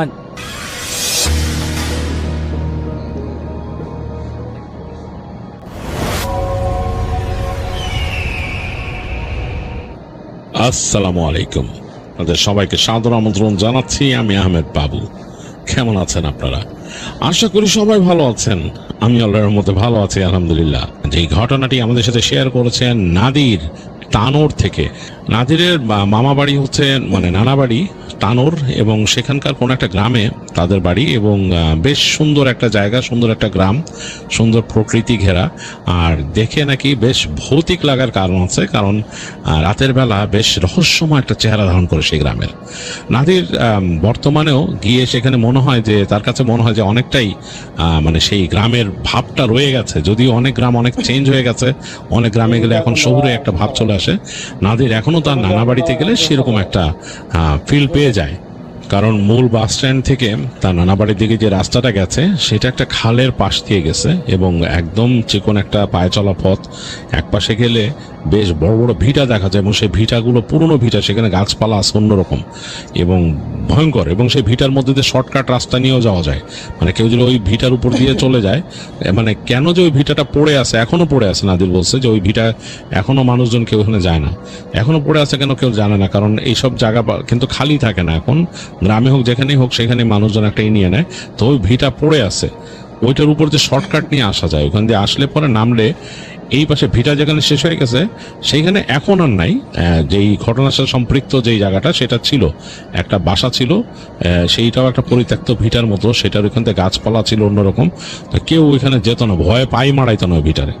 তো সেই ভিটার পাশ দিয়ে নাকি রাস্তাটা বের হয়ে আবার যে নর্মাল রাস্তাটা খালের পাশ যাচ্ছে ওটার সাথে মিলছে এবং সেদিক দিয়ে যে মোড় নিয়ে গেলে যেই রাস্তাটা পড়ে সেটা একটা লম্বা রাস্তা, দুই পাশে গাছ আর মানে গাছ লাগানো রাস্তা দুই পাশে, এবং পাশে বিস্তীর্ণ ফসলের মাঠ, মানে অনেক দূর পর্যন্ত চাষাবাদের জায়গা শুধু, এবং এত বেশি বড় যে দূরের যে অন্য জায়গার যে রাস্তা ঘুরে গেছে দূরে সেটা একদম ছোট্ট রেখার মতো লাগতো দুই পাশের মানে রাস্তা দুইটা।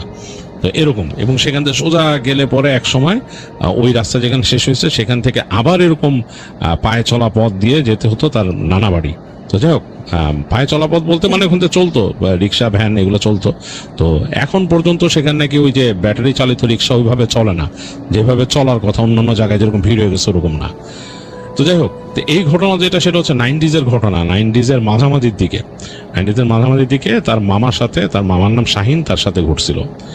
নাদিরের মামা গেছিল তাদের বাসা থেকে শহরে আর কি, শহরে বলতে তাদের যে ওখানে জেলা শহর, সেখানে গেছিল কোর্ট কাচারির কাজে। তো সেখানে গেছে সকাল, মানে একদম আর্লি সকালে চলে গেছে, সেখানে যে কাজকর্ম করছে, কোর্টের তো বেশ মানে বিভিন্ন কাজে লেট হয়, সেগুলো করছে, ওখানে খাওয়া দাওয়া করছে, ওখানেই দিন কাটাইছে এবং তার পরিচিত আত্মীয়র সাথে। এবং কাটায় যখন সে রওনা দিয়েছে কাজ শেষ করে, তখন একদম বিকাল। তো সেই পড়ন্ত বিকালে নাদিরের মামা আত্মীয়র কাছ থেকে বিদায় নিয়ে, সেখানে টেম্পো চলতো, এরকম বড় বড় টেম্পু, মানে অনেকটা ওই যে সেই সময়কার বেবি ট্যাক্সির মতো দেখতে, পিছনে লম্বা জায়গা বসার দুই পাশে। তো সেটাতে উঠে বসছে এবং সেটা রওনা দিল তাকে নিয়ে, তাদের উপজেলায় নিয়ে আসবে। সে উপজেলার থেকে আবার তাকে নেমে ওইখানকার থেকে গ্রামের রাস্তা ধরে আসতে হবে। ওখানে ভ্যান পেলে ভালো কথা, কিন্তু ওই যে রাস্তা যেটা বলছি পায়ে চলা রাস্তা, ওইসব জায়গায় আবার ভ্যান চলে না, বেশিরভাগ টাইমে হেঁটে আসতে হয়। চলে ভ্যান চলে, কিন্তু আসতে চায় না আর কি ভ্যান। তো যাই হোক, তার মামা উঠে বসছে টেম্পোতে এবং টেম্পো আসলো যথাসময়, তখন অলরেডি সন্ধ্যা পার হয়ে যাচ্ছে, এরকম সময় এসে টেম্পো নামলো তাদের এখানে। তো মানে একদম অন্ধকার হয়ে আসতেছে। তো বাজার ওইখানে ছিল, উপজেলা ওখানে যে বাজার ছিল, তো বাজার গোটায় বসবে। তো নাদিরের মামার শখ হলো, শাহিনের শখ হলো যে সে মাছ কিনবে, তার খুব শখ মাছের বাজারে। এবং গ্রামের যে নিজস্ব বাজার, সেটার ভিতরে সাধারণত ওই যে তার পছন্দ মতো মাছ সবসময় পাওয়া যায় না। তো নাদিরের মামার শখ ছিল একটা চিতল মাছ কিনবে সে, তো সে অনেকদিন ধরে চাচ্ছে। তো আজকে যেহেতু বেরিয়েছিল এবং শহরে কাজ শেষ, তাড়াতাড়ি আসার সময় চিন্তা হলো একটা ঢুমারি দেখি উপজেলা বাজারে চিতল মাছ আছে নাকি। তো ঢুকছে, এখানে বাজার মোটামুটি একটু জমজমাট, কিন্তু এই যেহেতু সন্ধ্যা হয়ে গেছে নাই, মানে বাস টাস প্রায় শেষ, সব দোকানে দেখে ঝাবি টাবি গোটায় ফেলতেছে। তো ওইখানে যে খুঁজতে দেখলো যে একটা কর্নারের দোকানে সেখানে বড় মাছ রাখা আর কি। জিজ্ঞেস করলো চিতল আছে নাকি, বলে নাই। তো বের করতে রুই দেখাইলো লোকটা, একটা বরফের মধ্যে রুই আছে, বেশ বড় সাইজ, নিবে নাকি। তো নাদিরের মামার একবার ইচ্ছা ছিল নিবে না, কারণ রুই মাঝে মাঝে উঠে, তাদের গ্রামেও পাওয়া যায়। তো এই রুইটা জানি তার কেন পছন্দ হইলো, মানে একটু বড় সড়ো সাইজ, প্রায় 7-8 কেজি ওজন হবে এরকম। তো এরকম হঠাৎ করে তো পাওয়া যায় না। তো সেই লোকের সাথে একটু দামাদামি করলো, দামাদামি করতে করতে লোকটা দিবে না, সে দাম খুব কম বলছে আর কি। যাই হোক, দিয়ে দিল তার এক সময় দিল। তো সে বলতেছে যে আপনার কাছে ব্যাগ আছে নাকি, তো বলে যে ব্যাগ তো নাই। তো বলে তাহলে আমার কাছেও কিছু নাই, আপনার দোকানের মধ্যে ব্যাগ নেই, প্লাস্টিকের ব্যাগ আছে ওটাতে। তখনকার সময় প্লাস্টিকের ব্যাগ বেশ চলতো আর কি, ব্যাগ এরকম ধরারই ব্যাগ ছিল। বলে প্লাস্টিকের ব্যাগে এত বড় মাছ হাঁটবে না। তো লোকটা বললো যে আচ্ছা, কেটে দিতে চাইছিল, লোকটা বলছে কেটে দিব নাকি। তখন সে বলছে না, কেন বাড়িতে আস্ত নিয়ে যাবে, সৌন্দর্যটাই। তো সে বললো যে তাহলে ঈদে বেঁধে দেন, সুতলি দিয়া। তো সুতলিতে বেঁধে দিল, সেই মাছ নিয়ে সে রওনা দিল নাদিরের মামা শাহিন। তো সে হেঁটে মাছের বাজার থেকে বের হয়েছে, তখন সে খুঁজতেছিল যে কোথাও ছালার ব্যাগ ট্যাগ পাওয়া যায় কিনা। ছালার ব্যাগ ওখানে নাই, বন্ধ হয়ে গেছে দোকানপাট বেশি, মানে সন্ধ্যা হয়ে গেছে একদম, মানে বন্ধ, সন্ধ্যা বন্ধ হয়ে যাচ্ছে। বাইরের দিকে 2-1টা দোকান, পান রূপারে এগুলো খোলা। তো সে বের হয়ে এসে সে ভ্যান খুঁজতেছে, 3 চাকার ভ্যান। তো একটারে পেলো, সেই ভ্যান তাকে এনে ওই যে তাদের মূল যে এখান থেকে মানে মাটির রাস্তার মতো হয়েছে, ওইখানে নামাই দিবে, এরপর যাবে না। তো সে ওই পর্যন্ত নিয়ে আসলো ভ্যানে। তো ভ্যানওয়ালা জিজ্ঞেস করতেছে বারবার যে মাছ কোত্থেকে নিলেন, কি অবস্থা, এরকম খোলা মাছ নিয়ে মানুষ আসে নাকি, ব্যাগে ভরে নেবেন না, আমার এখানে নোংরা হয়ে যাচ্ছে। তো সে চিল্লাচিল্লি করলো ভ্যানওয়ালার সাথে, তো তোমার কি হয়েছে, তুমি ধুয়ে ফেলবা এটা কি, তোমার তো মানে বুঝলো ভ্যানওয়ালা একটু ডিমান্ড করছে তার কাছে, তার একা নিয়ে যাচ্ছে তো এমনি ভাড়া বেশি নিবে। তো সে বললো দিব না, তোমার টাকা বেশি ভাড়া দিব না, পরিষ্কার করে নিয়ে অসুবিধা নেই, কেন মাছ থেকে তো পানি পড়ে। তো যাই হোক, এক সময় সে ওই মাটির রাস্তার কাছে তাকে এনে ভ্যানওয়ালা নামাই দিল। তো তিনিও নেমে গেলেন টাকা দিয়ে। তো নামার পর ভ্যান কিন্তু দ্রুতই সরে গেল ওখান থেকে। তো তিনি ঘড়ি দেখলেন যে রাত 9:30 বাজে, মানে মোটামুটি ভালোই রাত। তো তিনি হাঁটা ধরলেন, কেউ নাই আশেপাশে, একদম প্রকট ঝিঝি পোকার ডাক। তিনি আসতেছেন, তো হাতের বাদিকে তার ওই খালটা পড়ছে, খালটা দেখা যাচ্ছে, খালের ওই পারে গাছগাছালি, এই সত্যি বেশ বাতাস চলতেছে, কারণ মানে তখন গ্রীষ্মকাল, বাতাস চলতেছে। আর মানে একদম নিশুতি, একটা নৌকাও নেই খালের মধ্যে। সাধারণত মাঝে মাঝে দেখা যায় 2-1টা নৌকা মাছ ধরে বসে বসে, এখান থেকে নৌকাও নেই। নৌকা যেগুলো আছে পাড়ে উঠায় রাখছে, আর পুরা রাতের নিস্তব্ধতা পেয়ে বসছে। 9:30টার সময় বলছে গভীর রাত, আর ডান দিকে গাছগাছালির করতে অন্যরকম লাগতেছে। তো শাহিন খুব মোটামুটি বেশ সাহসী মানুষ ছিলেন, তিনি এগুলো নিয়ে এত চিন্তা করতেন না, ভূত প্রেত নিয়ে এত ভয় পাইতেন না। নাহলে এত বড় মাছটা তিনি ক্যারি করে আসতেন, হাত ব্যথা হয়ে যেতেছে, সুটলিতে হাত কেটে যাচ্ছে, এরকম 3-4টা করে পেঁচাই দিছে, তো ধরছে উনি, কেটে যাচ্ছে। তারপর ভয়ও লাগে, মাছ জোরে জোরে ঝাঁকি খায়, এরকম বড় মাছ উঁচা করে রাখতে হয় একটু, কারণ লেজ বাড়ি খেয়ে যায় নিচে এরকম। এই অবস্থায় হাঁটতেছে, তার কাছে অসহ্য লাগতেছে, মানে এটা নিয়ে এরকম পার হইতে, মানে এই ভারটা এবং মাছটা নিয়ে। তার মধ্যে এই যে পেড়া কেন নিলাম আমি, এগুলো ভাবতে ভাবতে যাচ্ছে। আবার একবার হচ্ছে কাটায় নিলে ভালো হতো। তো এরপর হাঁটতে হাঁটতে যখন সামনে চলে আসছেন, তিনি দেখতেছেন এই জায়গাটা হচ্ছে ওই যে অল্টারনেটিভ ভিটার ওখান থেকে যাওয়ার জন্য যে একটা রাস্তার কথা বলছিলাম, যেটা অল্টারনেটিভলি যাওয়া যায় আর কি, শর্টকাট। ওদিক দিয়ে হেঁটে গেলে মানে একটু তাড়াতাড়ি এই রাস্তাটা পার হয়ে ওই পাশে নামা যায়, কাছাকাছি যে রাস্তা যেখানে শেষ হয়েছে ওই জায়গায়। কিন্তু এই রাস্তার শর্টকাট দিয়ে যেখানে নামছে ওইটাই কিন্তু মানে মূল জায়গাটাও তো, ভিটাটাও একটু ভয়ের, কারণ ওই পাশে কতগুলা ফাঁকা ফাঁকা জায়গা আছে, ওগুলোর মধ্যে বাড়িঘর ছিল, এখন থাকে না কেউ, কেমন যেন একটা ভুতুড়ে পরিবেশ। আর ওই পাশে নামার সময় যে জায়গাটা, ওইটাও একটা পরিত্যক্ত বাড়ি। কিন্তু মানে শাহিন কখনো দেখেন নাই, তিনি জান নাই, বাট তিনি শুনছেন এই পরিত্যক্ত বাড়ি একসময় থাকতো মানুষ, এখন থাকে না, মানুষ ভয় পায় ওই জায়গায় গেলে, এটা শুনছে সে। তো তারপরও তার মাথায় চিন্তা আসলো যে আমি যদি শর্টকাট দিয়ে ঢুকে যাই তাহলে আমি হয়তো অনেকখানি রাস্তা সেভ করব, সময় বেঁচে যাবে আমার। যাবো কি যাবো না, আবার হাতে একটা মাছ আছে, এইটা চিন্তা করতেছে। গ্রামের মানুষের ভয় পায়, ভূত প্রেতের ব্যাপার স্যাপার থাকি, আর সেই 90s তারও আগে। তো এরকম দুই রকমের চিন্তা করতে করতে, আর এদিক দিয়ে গেলে সেই খালের পাড়ে দিয়ে যেতে হবে। তো এক সময় সে চিন্তা করলো আমি ঢুকে যাই ওই শর্টকাট দিয়ে। তো সে সুন্দর করে শর্টকাট রাস্তায় উঠলো, এটা একটু উঁচু, এরকম ঘুরে যায় আর কি। তো সেইখানে উঠে হেঁটে হেঁটে যাচ্ছে সে, হাঁটতে হাঁটতে যে ঢুকলো যেখানে, এখানে গাছপালা আছে, বেশ গাছপালা। দেখলো যে এই গাছপালার মধ্যে দিয়ে এখান থেকে ছোট রাস্তা গেছে, ওখানে ধরো ওই যে পুরানো ঘর পড়ে আছে, ওই জায়গায় কেউ থাকে না, ওই জায়গাটা পুরো মানে পুরানো কারো ভিটা ছিল আর কি। ওই ভিটা এখন আর থাকে না কেউ, গাছগাছালি জন্মায় গেছে কেমন। এর মধ্যে দিয়ে যাচ্ছে তিনি, আবার তাকায় দেখছেন আরেকটা ভিটা আছে ওইখানে, এরকম কয়েকটা দেখে একদম সামনে যখন চলে আসছেন, মানে অনেক দূর রাস্তা, এরকম হাঁটছেন, কিন্তু ভয়ও লাগতেছিল, কারণ মাছটা হাতের মধ্যে। হ্যাঁ, মানে বেশ ভয় পাচ্ছিলেন যে মানে গ্রামে যেসব প্রচলিত কথা আছে, মাছ দিয়ে যা, এরকম কিছু শুনেন নাকি। তো উনি যখন চলে আসছেন, মানে এই ভিটার রাস্তাটা প্রায় শেষ, শর্টকাট রাস্তাটা শেষ, এই সময় তিনি বুঝতে পারলেন যে মানে হঠাৎ করেই মনে হলো যে বৃষ্টি শুরু হলো, টপ টপ টপ টপ করে জোরে জোরে ফোটা ফোটা পড়া শুরু করলো, মানে একেবারে হঠাৎ করে বৃষ্টি ঝরা শুরু করলো। আর তখনই মেঘ গুড় গুড় করে ডাকতেছে, মানে বৃষ্টিটা আগে পড়ছে, মেঘটা পরে হচ্ছে। তো মানে প্রচন্ড বিরক্ত হয়ে গেলেন শাহিন, তার মাথা এলোমেলো হয়ে গেছে নাদিরের মামার, আসছে। এবং তার আরেক হাতের মধ্যে বগলের তলায় তিনি একটা এরকম প্লাস্টিকের ফাইল বেচা রাখছেন, ওখানে কাগজপত্র আছে তার। মানে তার মন মেজাজ খুবই খারাপ হয়ে গেল যে এই কেমনে, হয়তো কাগজপত্রে কিছু হবে না, কেন প্লাস্টিকের ফাইল। তারপরও তিনি মানে খুব দ্রুত হেঁটে সামনে যাচ্ছেন, পানি থেকে গাছপালার পাতা কিছুটা সেভ করতেছে তাকে, এবং এর মধ্যে বাতাসও ছাড়ছে বেশ। তো শেষ মাথায় ভিটাটা যে উনি দেখলেন যে ওইটা চাল টাল আছে সুন্দর, মানে ঢাকা। তো বুঝলেন কে আছে না আছে আমার দেখা দরকার নেই, আমাকে যাওয়া দরকার। তো তিনি তাড়াতাড়ি যে ওই টিনের চালের নিচে দাঁড়াইলেন, এর মধ্যে বৃষ্টি হইতেছে, বৃষ্টির ছাট আসতেছে। তিনি তাকায় দেখতেছেন যে সামনের বৃষ্টিটা এত ঘন ভয়ে পড়তেছে যে পুরা দৃষ্টিসীমা ঘোলা হয়ে গেছে।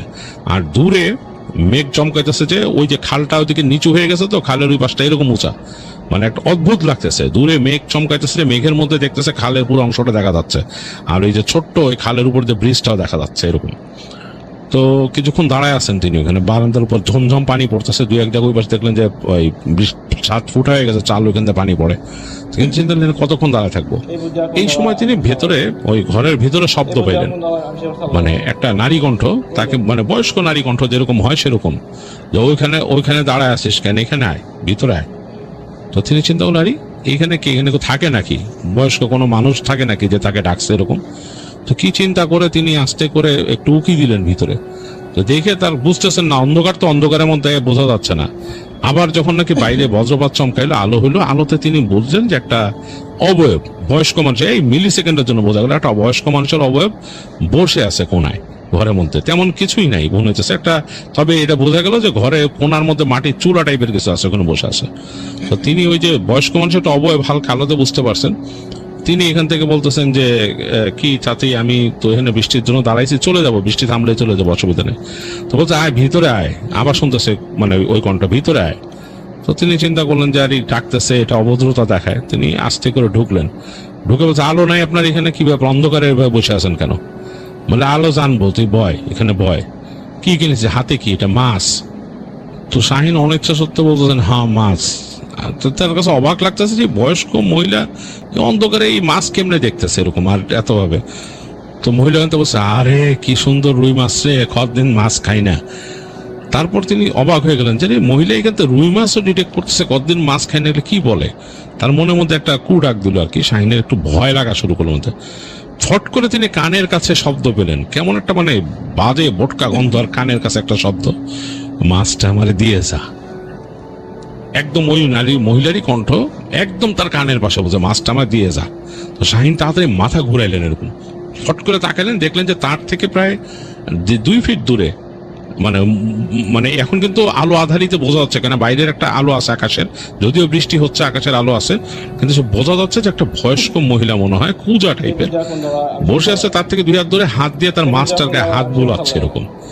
আর কথা বলছে যে তার কানের কাছে, সে বুঝছে যে মাথাটা তার কানের কাছে আনছিল, এর জন্য সে একটা বোটকা গন্ধ পেয়েছে। এবং এর মধ্যেই বজ্রপাত চমকাইল বাইরে, প্রচন্ড শব্দ হলো, এবং এই বিজলির আলোতে তিনি দেখলেন যে মহিলার সব চুল মনে হচ্ছে একদম সাদা, মহাসাদা, সোনের মতো সাদা, তিনি 1 সেকেন্ডে দেখতে পারছেন।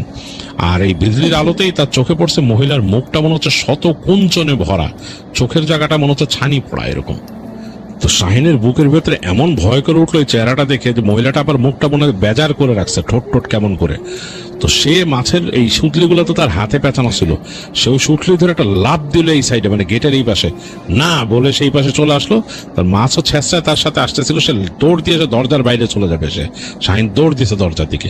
এই সময় মনে হয় তার মাছটাকে চেপে ধরছে এরকম করে হাত দিয়ে, মাছটা ধরে ফেলছে ভেতর থেকে, 2 হাত দিয়ে ধরে ফেলছে। সে বুঝতে পারলো যে 2টা হাত, এরকম বয়স্ক মানুষের হাত, এরকম কুচকুচানো, কুচকানো চামড়া, এরকম 2টা হাত চিকন চিকন ধরে বসছে মাছটাকে।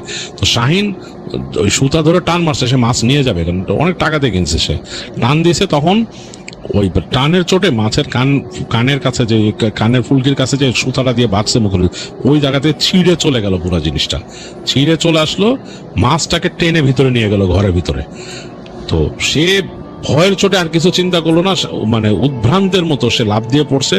পড়ে সে শুধু মেক শিওর করলো যে তার ফাইলটা আছে, যে তার এখানে, সে ওইটা নিয়ে সে দৌড়ানো শুরু করলো পানির মধ্যে দিয়ে, বৃষ্টির মধ্যে দিয়ে।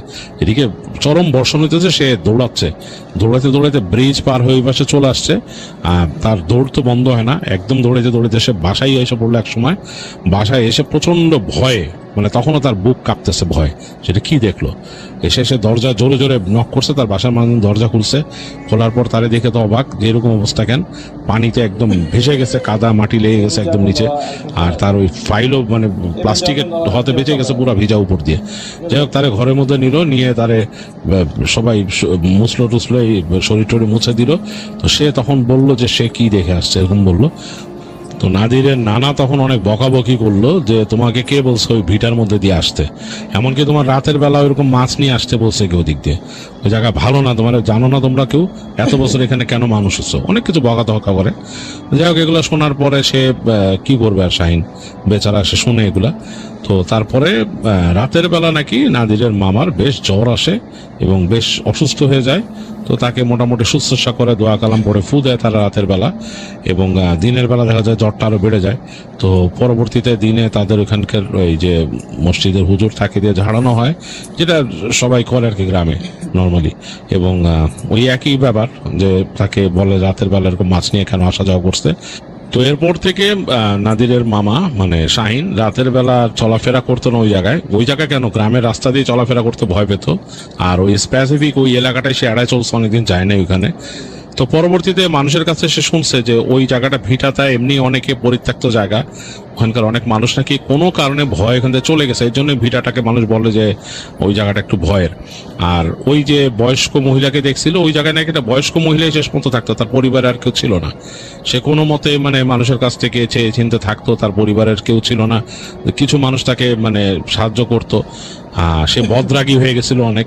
তা এক সময় সে আর কি তার স্বাভাবিকভাবে সে একসময় মারা যায়, এবং ওই ভিটাটা ওইভাবে রয়ে যায়। তো ওই ভিটাটাকে মানুষ ভয় পায় অনেক সময় গেলে, ওই ভিটাটা অনেক ভয় পেত। তো বর্তমানে ওই ভিটাটা নাই, বাট আগেও ছিল, আজ থেকে প্রায় 10 বছর আগে ওখানে ছিল। ওইখানে গেলে নাকি ওই পাশে মানুষ ভয় পেত, ওইখানে অনেকেই দেখতো ওখান থেকে বসে আছে ডাকছে। তো অনেকে বিশ্বাস করতো কোনো বদ জিন বা ওই যে পিশাচ আর কি জিন ওখানে হয়তো বাসা বাঁধছিল, মানুষকে ভয় দেখাইতো এরকম। এটাই হতো আর কি। তো এই ছিল নাদিরের ঘটনা।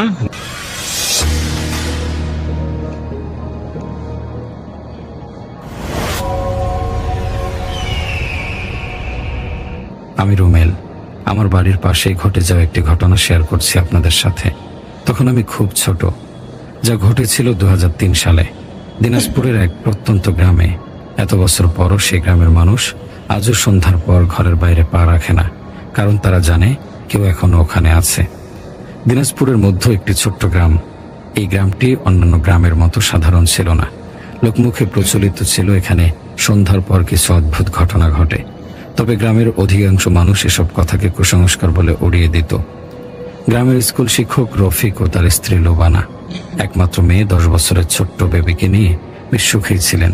বেবি ছিল খুব চঞ্চল ও হাসি খুশি মেয়ে, কিন্তু একদিন স্কুল থেকে ফেরার পথে সে নিখোঁজ হয়ে যায়। গ্রামের লোকেরা পুরো বন জঙ্গল খুঁজে দেখলো, কিন্তু কোথাও বেবির কোনো খোঁজ পাওয়া গেল না। অবশেষে 3 দিন পর গ্রামের এক বৃদ্ধ এক বিকেলের শেষ প্রহরে তাকে দেখতে পান গ্রামের কুয়োর ধারে দাঁড়িয়ে আছে। কিন্তু সেই বেবি আর আগের মতো ছিল না। তার চুল এলোমেলো, চোখ দুটো ফাঁকা আর কালো হয়ে গেছে। কেউ তাকে ডাকলে সে কোনো উত্তর দিচ্ছিল না, শুধু এক দৃষ্টিতে তাকিয়েছিল সামনের দিকে। এতদিন পর লোবানা মেয়েকে পেয়ে আনন্দিত হলেও মনের মধ্যে এক অদ্ভুত ভয় কাজ করছিল। বেবি আগের মতো কথা বলছিল না, হাসছিল না, এমনকি খেতেও চাইছিল না। এভাবেই কেটে গেল কয়েকদিন। হঠাৎ এক রাতে লোবানা মাঝরাতে ঘুম থেকে উঠে দেখলো বেবি নেই।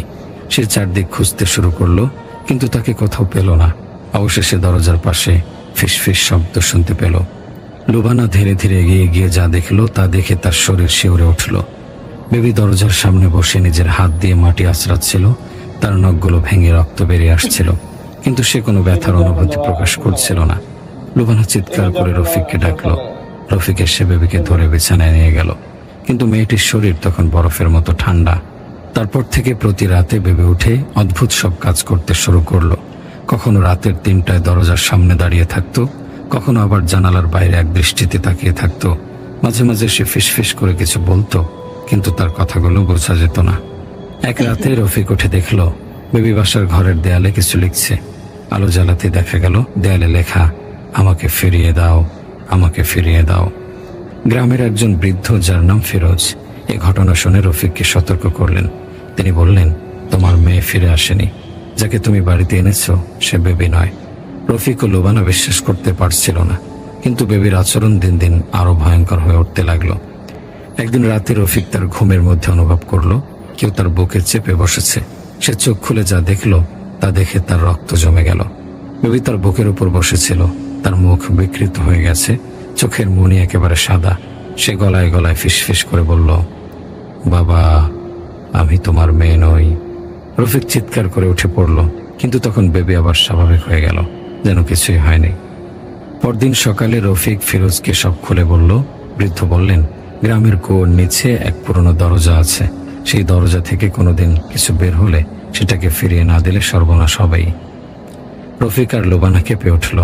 বেবি যেদিন নিখোঁজ হয়েছিল সেদিনই সে কুয়োর ধারে দাঁড়িয়েছিল। তাহলে কি সে সেই দরজার ভেতরে গিয়েছিল? বৃদ্ধ বললেন, যদি ওকে ফেরত না দাও তাহলে খুব শিগগিরই তোমাদের সবাইকে নিতে আসবে ওরা। রফিক আর লোবানা সিদ্ধান্ত নিল তারা যেভাবেই হোক বেবিকে ফিরিয়ে দেবে। সেই রাতে রফিক, লোবানা এবং ফিরোজ গ্রামের কুয়োর কাছে গেল। তারা সেখানে কিছু প্রাচীন মন্ত্র পড়তে শুরু করলো। হঠাৎই ঝড় উঠল, চারদিকের বাতাস ভারী হয়ে গেল। কুয়োর নিচ থেকে কেউ যেন চাপা গলায় হাসছিল। তারপরই বেবি উঠে দাঁড়িয়ে বলল, আমাকে যেতে দাও, আমি ওদের কাছে ফিরে যেতে চাই। লোবানা মেয়েকে ধরে কাঁদতে লাগলো, কিন্তু পা ক্ষান্ত বললেন, ও আর এখন মানুষ নেই। বেবি হাসতে হাসতে কুয়োর দিকে এগিয়ে গেল। হঠাৎ তার মুখ এক অদ্ভুত বিকৃত রূপ নিল। সে বলল, তোমরা দরজাটা খুলেছ, এখন অপেক্ষা করো, কারণ আমি একা আসিনি। সঙ্গে সঙ্গে কুয়োর নিচ থেকে শত শত হাত উঠে এলো এবং সবাই দেখতে পেল বেবি এর মতো দেখতে আরো অনেক কিছু উঠে আসছে। রফিক, লোবানা এবং ফিরোজ ভয়ে পেছনে সরে গেল, কিন্তু তখনই দরজা বন্ধ হয়ে গেল আর বেবির সহ সবকিছু অদৃশ্য হয়ে গেল। এরপর থেকে গ্রামে আর কেউ সন্ধ্যার পর বাইরে যায় না, কিন্তু মাঝে মাঝে কেউ কেউ দরজার বাইরে এক অদ্ভুত ফিসফিসানি শোনে, আমাকে ফিরিয়ে দাও। জানি না গল্পটি আপনাদের কাছে কেমন লেগেছে, জানাবেন নিশ্চয়ই। পরের ঘটনায় চলে যাচ্ছি। নুরুল হক সাহেবের বাড়িটা দূর থেকে অনেকটা বাগান বাড়ির মতো লাগে। বিভিন্ন রকমের গাছ গাছালি দিয়ে চারদিক ঘেরা, সামনে পিছনে 2টা বড় পুকুর, 14 কামরা বিশিষ্ট একটা বড় আধুনিক দালান, যে দালানে মাত্র 5 জন মানুষ বাস করেন। নুরুল হক সাহেব, ওনার বউ, 10 বছরের ছেলে আসিফ, 7 বছরের মেয়ে সাবিনা এবং কাজের মহিলা জলিকার মা।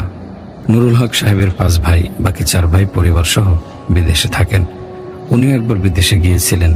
ভাইরা চেয়েছিলেন উনিও যেন ওনার ফ্যামিলি নিয়ে বিদেশে ওনাদের মতো স্থায়ীভাবে থাকেন, কিন্তু ওনার বিদেশ ভালো লাগেনি, তাই দেশে ফিরে এসেছেন। উনি প্রায়ই একটা কথা বলেন, ওনার বাড়ি ছাড়া অন্য কোথাও নাকি উনি শান্তিতে ঘুমাতে পারেন না। তাই উনি ওনার পরিবার নিয়ে দেশে স্থায়ীভাবে থাকেন। নুরুল হক সাহেব মানুষ হিসেবে কেমন সে সম্পর্কে কেউ কোনো সঠিক ধারণা দিতে পারে না। এক একজন এক এক কথা বলে, কেউ ভালো বলে, কে আবার খারাপ বলে। তবে ওনার সুনামের চেয়ে দুর্নামে বেশি প্রচলিত। একবার নাকি উনি ওনার বাড়িতে এক চোর ধরা হয়েছিল। সে চোরকে নাকি উনি নিজ হাতে জবাই করে ফেলেন।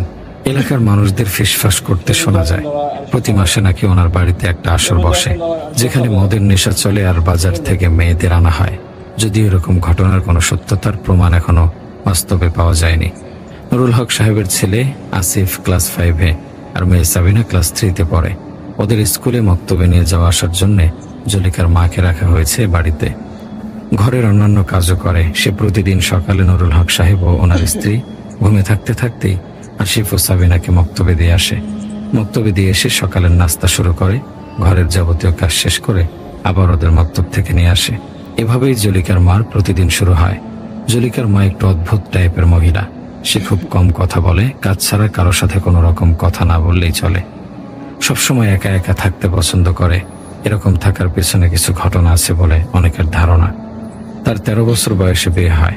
17 বছর বয়সে সে বিধবা হয়ে পড়ে। তার স্বামী সাপের কামড়ে মারা যায়। স্বামী মারা যাওয়ার পর সে তার মেয়ে জলিকাকে নিয়ে নুরুল হক সাহেবের বাড়িতে থাকে। তার মেয়ে জলিকা খুব চঞ্চল এবং খুব সুন্দরী ছিল, কিন্তু হঠাৎ করে 12 বছর বয়সে সে মারা যায়। কেউ জানে না জলিকা কিভাবে কেমন করে মারা গেল। ওর লাশ পাওয়া গিয়েছিল গ্রামের দক্ষিণ দিকে এক পরিত্যক্ত পুকুরে ভাসা অবস্থায়। জলিকার মৃত্যু নিয়ে একটা কথা প্রচলিত আছে, সেটা হলো কে বা কারা নাকি জলিকাকে ধর্ষণ করে মেরে পুকুরে লাশ ফেলে দিয়েছে। যদিও এর কোনো সত্যতা পাওয়া যায়নি। এরপর থেকে নাকি জলিকার মা এরকম কিছুটা অস্বাভাবিকের মতো হয়ে গেছে। একদিন জলিকার মা প্রতিদিনের মতো মক্তবে নিয়ে যাওয়ার জন্য আসিফকে ঘুম থেকে ডেকে তোলে। আসিফ ঘুম থেকে উঠে হাত মুখ ধুয়ে মক্তবে যাওয়ার জন্য প্রস্তুত হয়ে জলিকার মাকে জিজ্ঞেস করে সাবিনা কোথায়, ও প্রস্তুত হয়েছে কিনা। জলিকার মা বলে, ভাইজান আজ আপার একটু দেরিতে নিয়ে যাবো, ওনার একটু শরীর খারাপ, আপনাকে দিয়ে আইসা ওনারা নিয়ে যাবো, উনি আর একটু ঘুমাক। আসিফ আর কিছু না বলে জলিকার মার সাথে মক্তবের উদ্দেশ্যে রওনা দিল। ঘর থেকে বেরোতে আসিফের কেন জানি কিছুটা ভয় লাগলো। তার মনে হলো এখনো সকাল হয়নি, রাত এখনো বাকি। আসিফ জলিকার মাকে জিজ্ঞেস করলো, বউ আমার মনে হচ্ছে এখনো সকাল হয়নি। সে সাথে সাথে বলে ওঠে, কি বলেন ভাইজান, দেখেন না চারদিক কেমন সাদা ধবধবা, আর আপনি বলতেছেন এখনো সকাল হয়নি। আসিফ আর কিছু না বলে ওর সাথে হাঁটতে লাগলো। মসজিদের কাছে পৌঁছতেই হঠাৎ আসিফ দেখে জলিকার মা তার পাশে নেই। সে থতমত হয়ে চারদিক তাকালো, 2 বার বুয়া বুয়া বলে ডাকলো। দেখে তার চারপাশে কেউ নাই, চারদিক নীরব। সে সাথে সাথে বুঝে নিল এখনো সকাল হয়নি। চারদিকে এত আলোকিত কারণ আজ ভরা পূর্ণিমা। আসিফ ভয়ে কাঁপতে লাগলো, চিৎকার করতে চাচ্ছে কিন্তু মুখ থেকে কোনো শব্দ বের করতে পারছে না। তার হাত পা শক্ত হয়ে আসছে। কোনো রকম বাড়ির দিকে রওনা দিল। এমন সময় পেছন থেকে শুনতে পেল ঘোড়ার ডাকের মতো শব্দ।